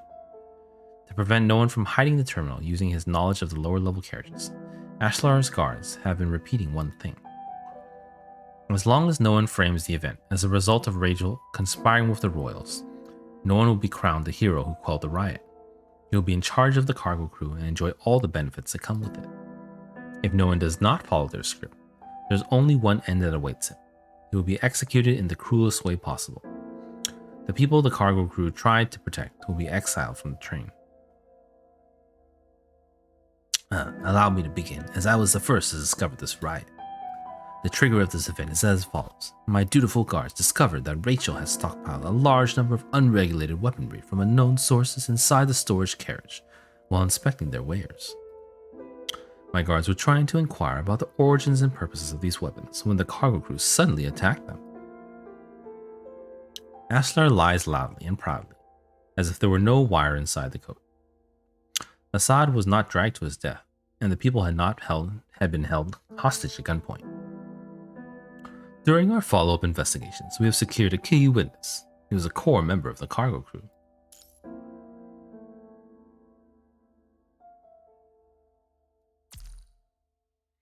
People turned their gaze toward where Ashlar is pointing. No one. According to his testimony, Captain Rachel conspired with the royals to allow the cargo crew to carry out an armed riot on the upper level to eliminate the voices of dissent. Bullshit. No way Rachel would work with the aristocrats. This guy almost looks like a hangman. Don't you slander her. Rachel never told the people the truth. She said these shadowy deals would break their hearts. Face the truth, you filthy peasants. This tragedy only happened because the royals condoned the cargo crew's irresponsible and unrestrained behavior. So they're trying to pin it on the royals. Therefore, he suddenly raises his voice. To prevent royals from abusing their power again, I propose an end to the monarchy. We shall establish a parliament a la Babylonia, dividing the power and responsibilities among those of us who actually contribute. Hear, hear! Cheers and applause from the aristocrats, and their underlings erupt, as if rehearsed. Aston, I don't remember who Aston is. I'm assuming he's on, he's a royal too. Ashlar, you claim that the royals condoned the cargo crew's actions. What exactly did they condone? The stockpiling of unregulated weapons and not holding them accountable for their violent behavior. Let's put aside the fact that you have yet to present concrete evidence. On the day of the conflict, you deployed a large number of lethal military-grade weapons. Were you authorized to use them? We simply sent our technicians to override the controls of those deadly weapons. They were originally Rachel's. Is that so? But I received the following piece of evidence earlier. A manager from logistics named Barbara brought me a ledger and asked for my help, claiming that someone is trying to take her life. Huh? You've apparently obtained many supplies and resources through her. Oh, anyone can forge a letter or a ledger. That woman has passed. Who can say if you falsified evidence post-mortem? We can't question the dead. Ashlar's right. Stop blaming us honest, dutiful folks, you despicable royals. Ashlar's advocates immediately clamor for him, condemning Aston loudly. Barbara's dead. She didn't even live after she gave away Assad's recordings. Why don't we ask our key witness? This young man here is our hero. Rachel might have raised him. He was the one who put her down in the end. He was the one who stopped the riot. Ashlar's words caused an uproar among the people in the back. Huh? What'd he say? The kid killed Rachel? Isn't he the guy who always stayed near her? How did that happen? Thought we all did our best, but it turns out... Traitor! You filthy traitorous bastard! Silence. Ashlar waves his hand gleefully, gesturing for the guards to pacify the crowd. When the council is quiet again, Ashlar makes his way towards no one, his hands behind his back, his steps light and springy. Now, tell us, how did Rachel get as far as she did? Captain Rachel. Aslan has always been in chaos. Everyone does what he can to... Everyone does what they can to survive this hellhole. Trust Rachel. She has a plan to free us from this oppression. Does she become a great leader? Just like the heroes in the books? Oh yes, I'm trying to help her. I don't always agree with the way she does things, but I have no right to question her either. Rachel, you'll be my apprentice starting today. Let's train you and teach you to protect yourself. Like I've said before, The folks on the upper level are just gonna work with someone else if we refuse to make these blessing boxes. That won't help with our situation at all. We've tried strikes and protests, but at the end of the day, the aristocrats own this train. We won't get a say as long as they're still alive. Oh, it's true I've crossed the line, but what I did brings about a better tomorrow for the people. I'd gladly do it again and pay the price. The supplies for the weapons? I have my ways. They don't even consider that that the lower level... Wait, they don't even consider that should... Wait, they don't even consider that should the lower level keeps going like that. They don't even consider that if the lower level keeps going like this, no one's escaping once the bubble bursts. I don't know why Field disappeared. These sacrifices are made so that people get to live a good life. I've always wanted to atone for what I did to your mother. You make the cargo crew the way you want. Don't make the mistakes I've made.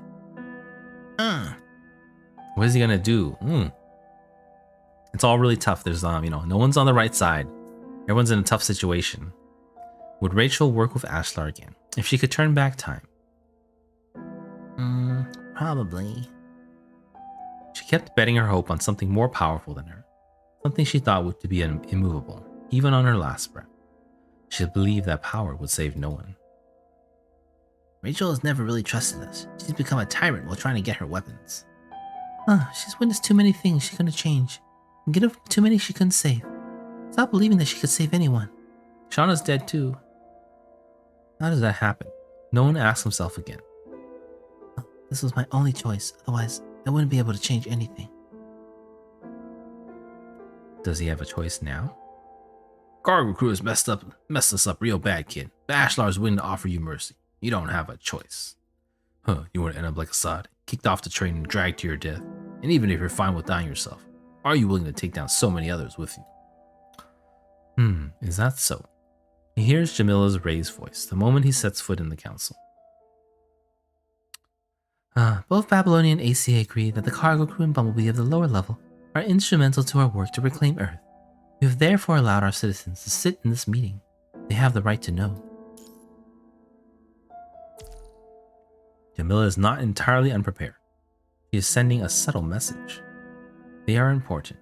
Babylonia's partners also agree. No businessmen will throw away anything they deem important. So, everyone's waiting for you. Ashlar slams on the desk before Noah, looking at the whispering crowd impatiently. In a brief moment of trance, no one remembers something Field asked him a long time ago. What do you want to be in the future, Noah? No one looks up and stares back at the eyes watching him, unyielding even if their gazes threaten to pierce him. Now is the time to choose the future. He knows his choice will spell his doom. But he will not regret it as long as he can finish what the cargo crew started all those years ago. It is just a shame he cannot live to see it. Rachel stockpiled those weapons because she wanted equal rights with the people in the lower level. She wanted to free us from being exploited by the blessing boxes in an unjust system. And our worst oppressor is none other than Ashlar and his people. This time was no different. Not only did he use military-grade weapons, he secretly owned to slaughter the cargo crew, but he also sent his guards to come after the citizens in the damaged carriage. Everyone standing back there can testify to that. They are the survivors of that disaster. They may not know why it happened, but they have definitely witnessed what you did.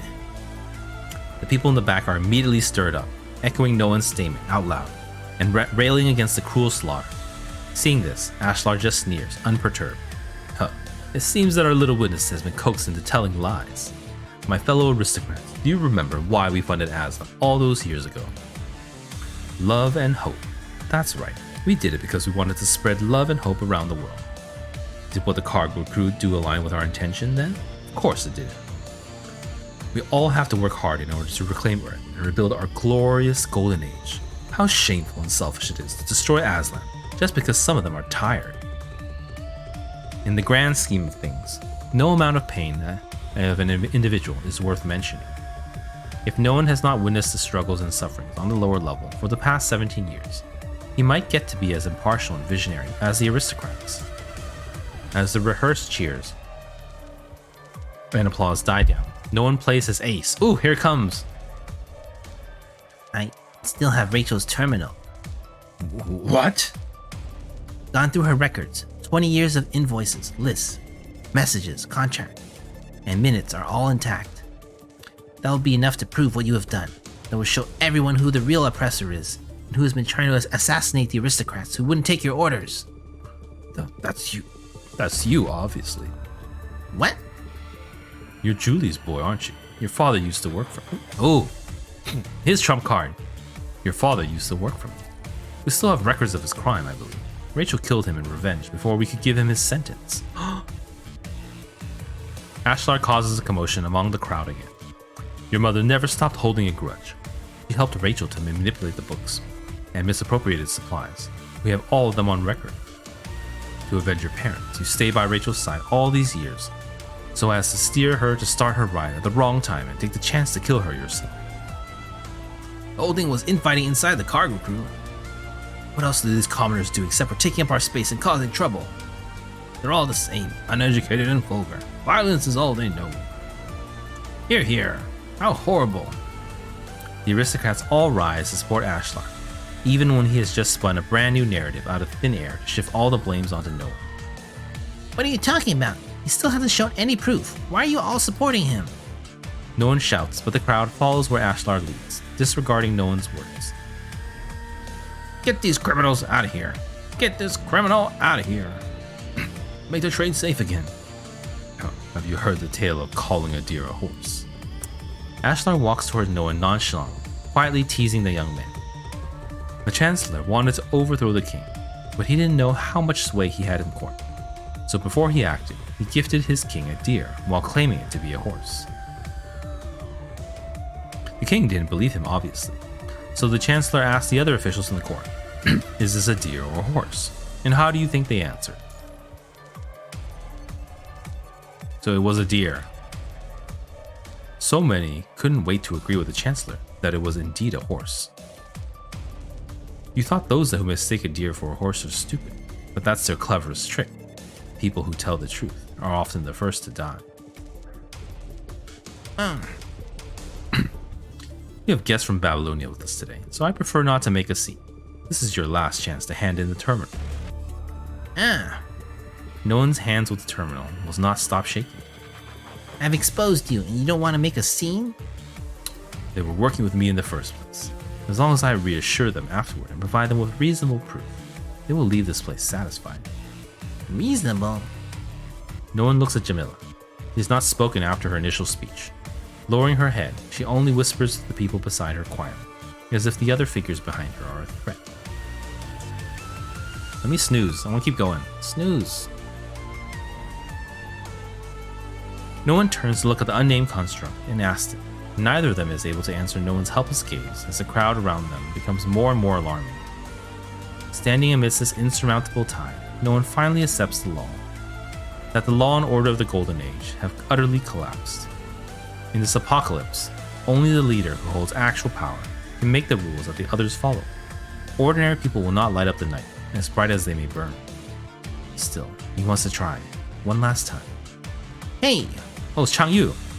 No one raises his hands with the terminal and throws it toward the young construct.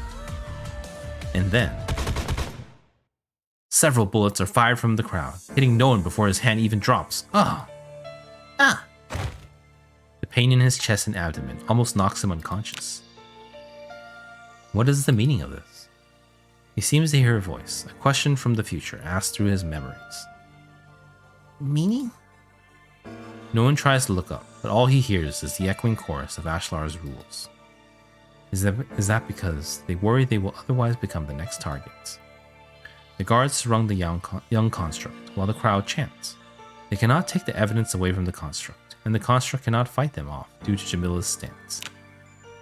A futile attempt. You've made the wrong choice. Well, sorry. As long as the people's dream.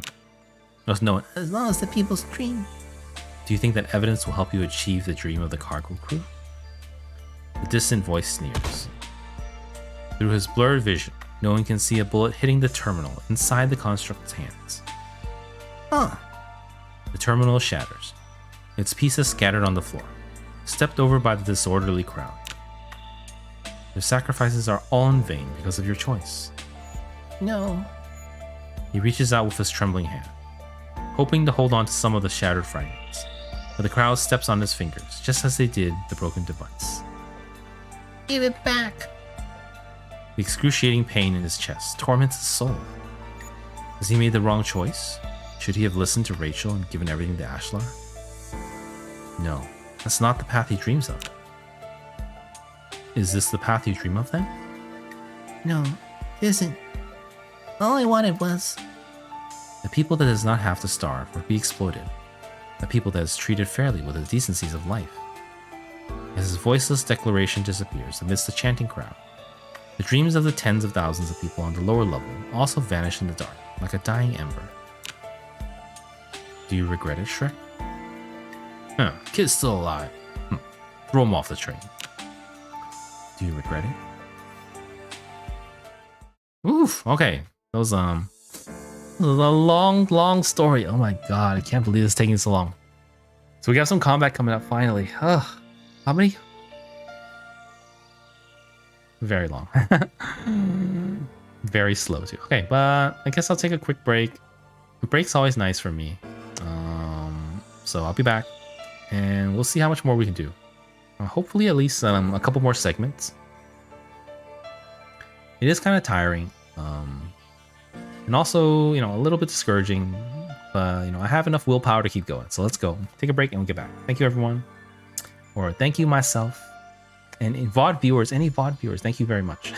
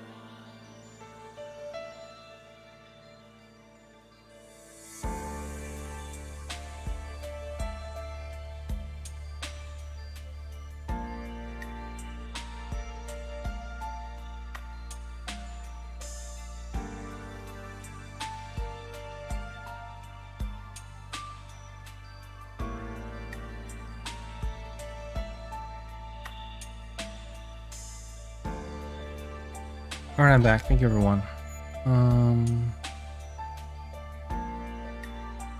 You know, at first, I'm just talking to myself. You know, anyone who happens to be here, I do say, this may be the last time I do PGR story. It's, it may very well be. I'm not even sure I'll finish Cinder Burns at this point. I kind of want to, but it is dragging on way too long. It was way too harsh on my health. And it's just not working. But, you know, we'll see. Yeah, we'll have to see. Just don't really... I know I shouldn't be saying this stuff on stream, but I feel like I want to express myself. Because, you know, no one else wants to listen. But, you know, I'm doing this for a living. This simply isn't working right now. It is. I literally get negative viewers whenever I do PGR story. So 0 people have any interest. I mean, even Project Sakai's stories, some people stop by once in a while for fun. And those stories, I enjoy them a lot too. It's PGR story though, it's a little heavy and it's also very difficult because essentially I'm talking, you know, twice as much with no break. So it's, you know, it's really tough on my heart. Like my tongue and my throat, my neck hurt already. You know, and all for what? I'm essentially just doing it for myself at this point. So if it was just for me, then I don't think I would do this. So this may be it. I might even just end this reel. Let's do this.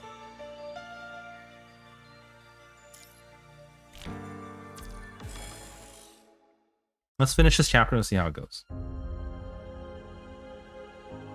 Snow is coming down hard, where the memory ends. Right before his mind melts into the snowfield and turns blank, no one has a dream. In that dream, he is the only person who dies, lying alone in the snow. Everyone else is safe and sound, living aboard Aslan. After his consciousness fades away, he has an agonizing nightmare. In that nightmare, he survived a fall from the speeding train, saved by a construct. A mechanical firefly his friend gave him blocked a gunshot to his chest, saving him from a lethal wound. He keeps crawling on the frozen field, accompanied only by his pain, and the realization that everyone he cares about has perished this winter. That's true. Basically, everyone's dead. I'm not sure anyone's alive. There are no named characters alive, unless you know, Lithos' field or something like that. Do you regret it? The distant voice echoes by his ear once more through his memories. Would you have given that evidence away if you could choose again? Why the silence? Has your mind been assimilated by the memories of you dying? The voice sighs mournfully. I'm assuming this is Lithos. Hey. When I left Medical Center 09 to find you, I left some gifts behind on your behalf for those who rejected Ascendance. Get back to them before the magic on you is gone, and save those you want to save. Wait, what's happening? When I left Medical Center 09 to find you, so Lithos left him to find him. I left some gifts behind on your behalf for those who rejected Ascendance. Get back to them before the magic on you is gone. Just go back and save his friends. Appreciate the gifts of the Ascension Network, and then find me afterward. So I think we're back in modern day again now. Adult Noen, with the white hair. He always talks like he's talking on a radio too. Waking up from his long trip down memory lane, no one can still feel the physical pain from the memories of him dying. Lithos. He shouts for the Ascendant, but Lithos is gone after leaving him behind his warning. Medical Center. If Lithos was telling the truth, then the Medical Center 09 must be in great danger right now. Even though he knows it is likely a trap, no one cannot allow the corrupted to slaughter the people there. I'm sorry, I can't stay here. Let me find my controller. Oh, controller, hold on. I'm not ready. I didn't boot my DS4 Windows either. This is the first battle of today. You know, we're over 2 hours in. Here's a battle. Let's see. Almost there. New controller detected. Swamp. Okay, we should be good now.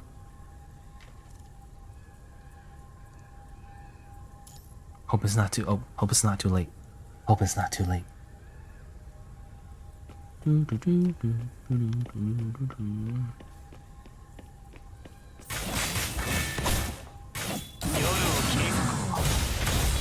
the dodge. You don't have to dodge if you're on Bianca though. This would have been fun earlier, but now we're, you know, now Bianca Patch is like, oh, I just want to play Bianca instead. Ow, my god, that hurt. Alright, let's just run. Let's just go to the hospital. Hey, Talbot, the guy with the hawk. Why is everyone out here? There's a corrupted arrive earlier than your support. It's not safe in the medical center. We have to move. Let me help. Here we go. Eliminate all.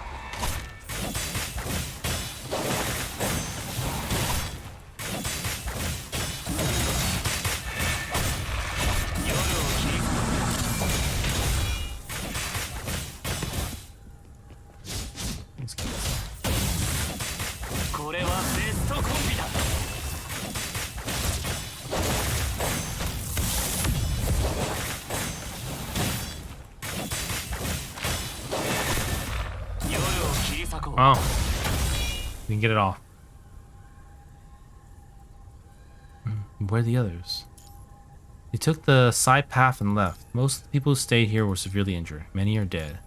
You're not far away. I'll watch the entrance. Check the injured. Hang in there. I'll take you to the medical center. You attracted the Ascendant here. Put everyone in danger. Hey.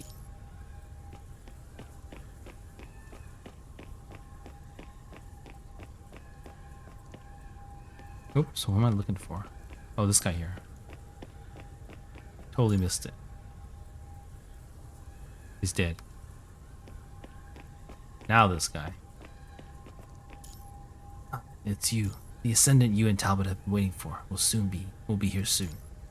Then when the ability about to control the corrupted, it can do nothing but get us killed. Hey, come here, I need help. Talbot needs help. Talbot was the construct who was like, we should just join the Ascendant. It's worth the risk. He's like, you know, we're not getting anywhere. I don't know. Things are pretty, you know, dire. I can kind of see why they would do that. Talbot, I'm gonna protect him. I hate these sprints. When they do the sprint with the giant thing, you can't. I feel like you can't really tell where it is. Oh, what's this? Some kind of ability. Activate the self-destruction. Oh, I can make them. Oh, okay. I just keep activating that.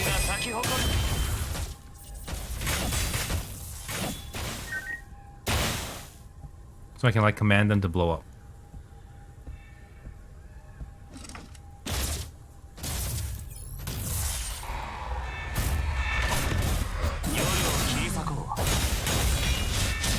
Oh no, it's not working anymore.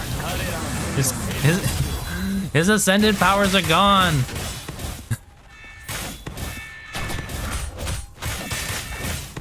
There we go.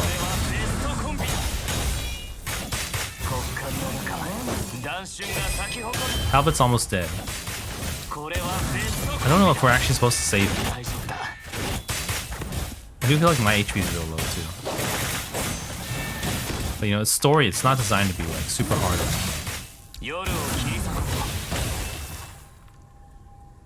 I received comms from Lillian. They were corrupted on the path. If you don't do something, everyone's gonna die. Can you do something with your ascendant power? Help me. My corruption's gonna... I can't control the power. It's not working. I didn't make contact with the ascendant to get everyone killed. Help me. Oh, Talbot's become corrupted. No! Are we gonna kill him? Yeah.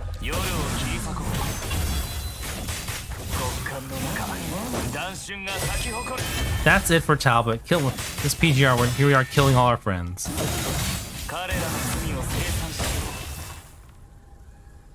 Oh no!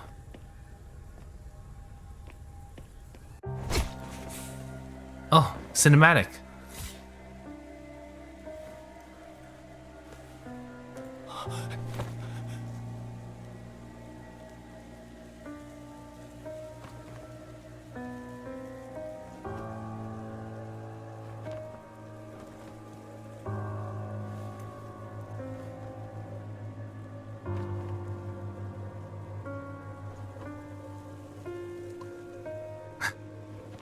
Kind of new for PGR.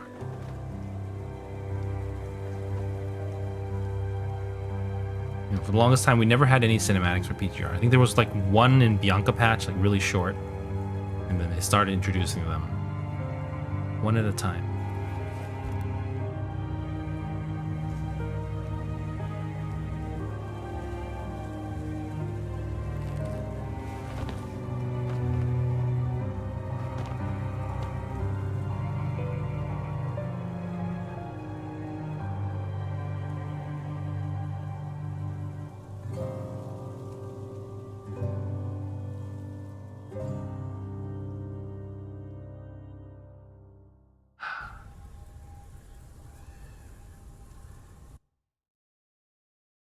All right, more story. The young man departs alone, leaving the road paved, with the red tide and crimson vital fluid behind. A chilling breeze carries out quiet sobbing from a distant alley, whispering the tragic tales of the survivors. It will not be long before the red tide floods this place. No one is about to catch up with the retreating groups to check on them before realizing that he might just lead more disasters to the few remaining survivors. In the end, all he can do is leave, so everyone's dead. He feels an intense pain in his chest. Vital fluid is dripping from the tear on his frame. To stop the corrupted from going for the wounded, the powerless ascendant gave it his all in that endless battle. His fragile armor broke after receiving several hits, revealing the underlying mechanical structure. No one can feel his internal parts exposed to the air through the gap in his chest. He will not escape the red tide the next time he's attacked. What should he do next? What do you want to be in the future, Nolan? I have no idea why. Maybe we'll never find out. I'm just overthinking things. In the future? Oh yeah, a dream or a plan or something. Something you want for yourself. In the future, I want to make manga, telling fantastic and legendary stories. Become one of those down-to-earth, hard-working people. And I want to be a righteous and reliable doctor. Stop causing other troubles and holding them back. Most importantly, I want to change this hopeless world. I want to make sure I can survive on my own so that I won't let Mom and Rachel down. Oh, seriously? What? That's the future you want? Why do you look so miserable? Because I can't. Ooh, what is this? I suppose they're just difficult to achieve. No one I know doesn't give up just because something is hard. And you really want us to become a hero, isn't it? Being ridiculous. But you've always wanted to turn this place around and help everyone. How can you give up something like this? It's engraved in your soul. It's engraved on my soul? Yeah, it's leaking from your soul through your skin. And it's written hero on your forehead. You can't even laugh about it. I'm gonna ask you again. What do you want to be in the future, Noah? Read that one more time. How can you give up on something like this? And what you really want is to become a hero? In the future, I want to protect everyone. I want to become a hero. But a single wrong choice sent reality down the opposite path. No one cannot even achieve his compromised dreams now. The kid who wanted to become a hero is now a sinner, responsible for hurting innocent people. You're nearby, right, Mythos? Talbot believed the power of Ascendance could save everyone, even on his dying breath. Just like how Rachel believed her terminal could save no one, letting him rebuild the cargo crew and the rebellion. He did not listen to Rachel and choose to fight on. Because of that, the people's sacrifices were in vain, and their dreams were erased. Is he going to repeat his past mistake? As long as I can change something. He's willing to give up the dream he engraved on his soul. He's even willing to give up his soul and set foot on the path he had poured. With that thought comforting him, no one enters the dark forest. But what if this path is unalterable as well? The things he has seen and the lives devoured by the red tide are plainly declaring their plans to give up the weak through the filtering. Once no one becomes part of them, it seems obvious how much freedom and space he will actually get to act as he wishes. Rachel chose to work with those in power, and she ended up being constrained by them. Much like her, the slightest accident could end up hurting people he cares about the most and regretting it for the rest of his life. No, that's not what I want. No one can hear a muffled voice somewhere from behind. Ascendant? The voice is asking something anxiously. Ascendant. Whoever has seen the scene of slaughter and how the people were attacked would reasonably suspect that the only person who made it out alive was the culprit. Don't move. Put it down. No one is still being pursued. That is why no one must not stop. If his anomaly goes haywire again, he cannot tell if it will fail or get out of control. He does not wish to hurt another person with it. He must hurry. Once he crosses the street lamp ahead, no one will enter the vast darkness ahead, and he will be free to welcome his ending in the unknown land alone. No one should not have stopped, but gunshots replaced the voice behind him, grazing his shoulder and leaving behind 2 lines of blood. The sudden sharp pain pulls no one out of his head and wakes him from his chaotic mind. He finally hears what the voice is saying. "This is your last warning. Stay there." Oh. Last warning? I'll be forced to shoot you if you insist on going to the Ascendants. Does the owner of the voice think no one is one of the deserters? Fair. He stops running, pulling his already loosened chest armor off. Ugh. With a self-mocking smile, no one slowly looks up. It's moving! It's moving. We've never seen this in PGR before. It's like almost like a live 2D model. With a self-mocking smile, no one slowly looks up. If that was your last warning, then I ask him, don't miss next time. All the regrets that had been slumbering in his lost memories merge with the sin he is about to commit, paving the path to the future. His soul has died, having given up his dreams, now awaiting his body to perish along with it. If that's the case, no one sees no fault in entrusting his fate to the duty-bounded executioner. What's wrong? Why don't you shoot? Oh, is it us? Why do we get to choose? Are you the construct who lost his memories back in the base? How do we... What's going on? Yeah. What happened at the medical center? You're asking me? There's no one else here. Do you think I'll tell the truth? I trust my judgment. Our main objective this time is to investigate ascendants and deserters. When is this in the timeline? I'm so lost. We received a rescue request during our mission, and we detected ascendant activities in the vicinity. People Medical Centers 9 told us there was a deserter working with the ascendants. Were they talking about you? Perhaps. Perhaps. The young man nods, detailing his journey to the person before him. Who is this person? Don't tell me it's Shikikan. It can't possibly be. You were made by the ascendants?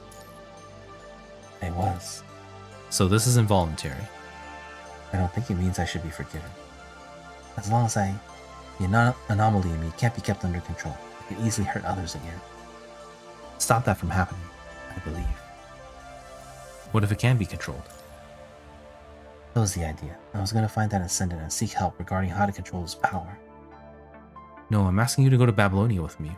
I don't know who this... Is it really? I don't know who it is. The researchers there can fix your anomaly. Researchers? If you do not wish to hurt the innocent, then stop running and following the ascendants. You can still choose. I can still choose? You can choose to go with me to Babylonia and live. Or you can choose to die here before you become an ascendant.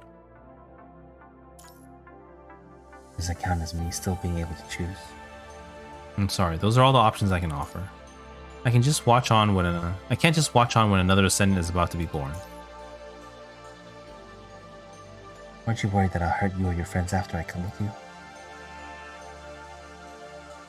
I trust my team. Can I ask you something then? Go ahead.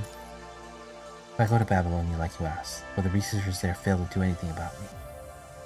And I lose my chance to gain the power to control the punishing virus that Talbot or other deserters of yours had wished for, along with the ability to help others.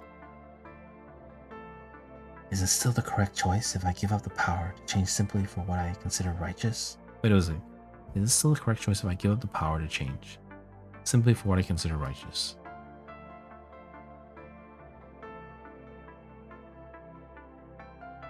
I have no idea what he's talking about. I'm so confused. Researchers' monetary setback doesn't mean there won't be any problem. Momentary setback. Every perished soul here died to bring change to our hopeless present. A hopelessness that was caused by the punishing virus and the Ascendants. If you wish to become their accomplice in exchange for that power, it's a betrayal and an insult to those who lost their lives. Oh, But you already knew that, didn't you? I did. The answer that brought me nothing but confusion. It still does, if I'm being honest. I'm still confused too. I have no idea what's going on. Honestly, I'm not even being honest. I'm just gonna straight up say it. I don't like this whole thing where they try to make the Shikikan the main character, and because the lines never fit what I want to say. They kind of just make us play this generic, I don't know what's the term, like this generic, savior. But a lot of people, I know a lot of people really love this, this kind of first person role playing, but I do not like it at all, like at all. So this is just so stupid right now. Even if he understands it, the old dream that sank his heart like an iceberg refuses to melt. Do you agree with this filtering the Ascendants insisted on? Of course I don't. Even the most ordinary lives are equally powerful. They all deserve the right to live and die freely as they wish. No one should get to make the scale that judges a person's worthiness to live. Then trust that humans have progressed past that. Trust that our progress will lead you to the future you seek. Even if it's going to take a while. I absolutely do not agree with any of this dialogue that we're saying. It's so stupid. But yeah, whatever. Didn't your message say that you hate to turn down my invitation after all? Time to keep your word. My message? Takes him a second, but no one remembers leaving behind a note before he left to express his gratitude. At the end of the message, he wrote, I hate to turn down your invitation. Once I've regained my memories, I will find you and everyone else who has trusted me to explain who I am. What a time to bring that up. What a time to bring that up. Since I want you to come with me. He's got a very high quality model here. It's moving, This doesn't happen in PGR. Normally PGR is just like a still image, but it's moving like a live 2D. It's really nice. But I'm really tired. I think after this scene, I'm probably gonna call it. I might stream tomorrow, but it will not be PGR. I'll say that. It will not be. Well, that's the thing. If it's not PGR, I can't. There's nothing for me to stream tomorrow because Project Sakai is down for maintenance. So it's probably the best time for me to take it off. But I will say for sure, the day after, we will be back to Project Sakai. Honkai Star Rail, I mean, I could, but there's also, we finished stories, so I don't know what there is to do. I could do my simulated universes a little early. There's also side quests mainly, so it'd be kind of like doing random side quests. I am also getting pretty close to level 60 Trailblazer, so I'll be able to hit the level 80 cap soon. Yeah. I don't know. We'll see. But for now, I'm saying that I'll take it off. Maybe I'll show up, maybe not. But for now, I'm planning to not stream tomorrow. And the day after, I definitely want to stream Project Sakai. Still feeling a little bit lost right now, after the bumps in the road that we've had over the past 2, 3, 4 weeks. Yeah, it's yes, anniversary time, definitely want to be playing. So I'll be back to Project Sakai pretty soon. All right. Even when all his worries and doubts regarding going to Babylonia, no one decides to follow his soul's guidance and chooses one of his few available choices. I'll go to Babylonia with you. It's not over. I'm so tired. No one drags his heavily wounded body forward, slowly approaching you. Just as he is about to cross the dimmest street lamp and hold your hands, he feels a sharp pain on his back. Red vital fluid spills from his mouth. No one has to exert himself to turn his scarred shoulder to notice the purple figure behind him. Lithos, you. Why? You can't leave me at a time like this. Who are you? Lithos does not answer. Instead, his gaze fixes on you as he hides behind the wounded no one. Grey Raven? You know the Grey Raven symbol? You're a human from Grey Raven. The Commandant? Revenge? You know the previous Grey Raven Commandant? Revenge. That man is dead. Huh. Lithos quickly pulls out the short sword he uses to stab no one before rushing toward you. Lithos, stop. No one tries to stop Lithos, but his frame is too damaged to function properly. It's a surprise that you're still standing given how broken you are. Open fire. Pow. That won't do anything. Lithos easily dodges your shots, as if he can predict the trajectories of the bullets. Right as you are about to enter combat with the unknown construct with your delicate flesh and blood, a familiar figure appears out of nowhere, dashing between you and countering the enemy's strike with her blade. Don't tell me Alpha! Oh no, Lucia! Oh my god, we haven't seen Lucia in half a year. Chiki-kan! Lithos! How does she know his name? What the hell? His identity, his name, and his character are all known to her. She therefore does not hesitate to attack the frail-looking figure unrelentingly, forcing Lithos back with her aggressive strikes. I haven't seen Lucia in like half a year. Lucia? For some reason, Lithos looks amazed before being lost in confusion. Okay, don't tell me.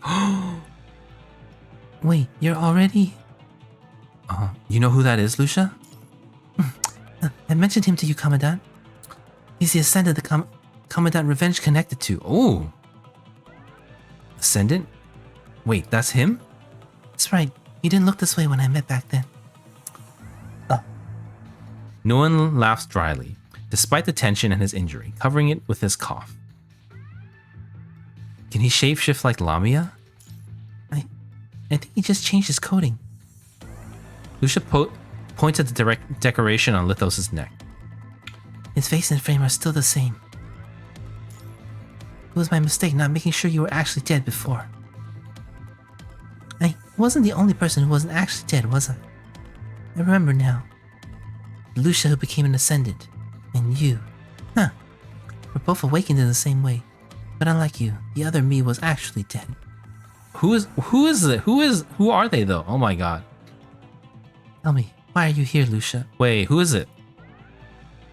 We received a rescue request. I assume the corrupted that trapped those people were your doing. Did you save them? Of course I did. Even the people from the nearby bases came to help. I don't know why you were targeting them, but rest assured, most of them have been treated and safely transferred away. That's fine. I don't need them anymore. Now that it's come to this.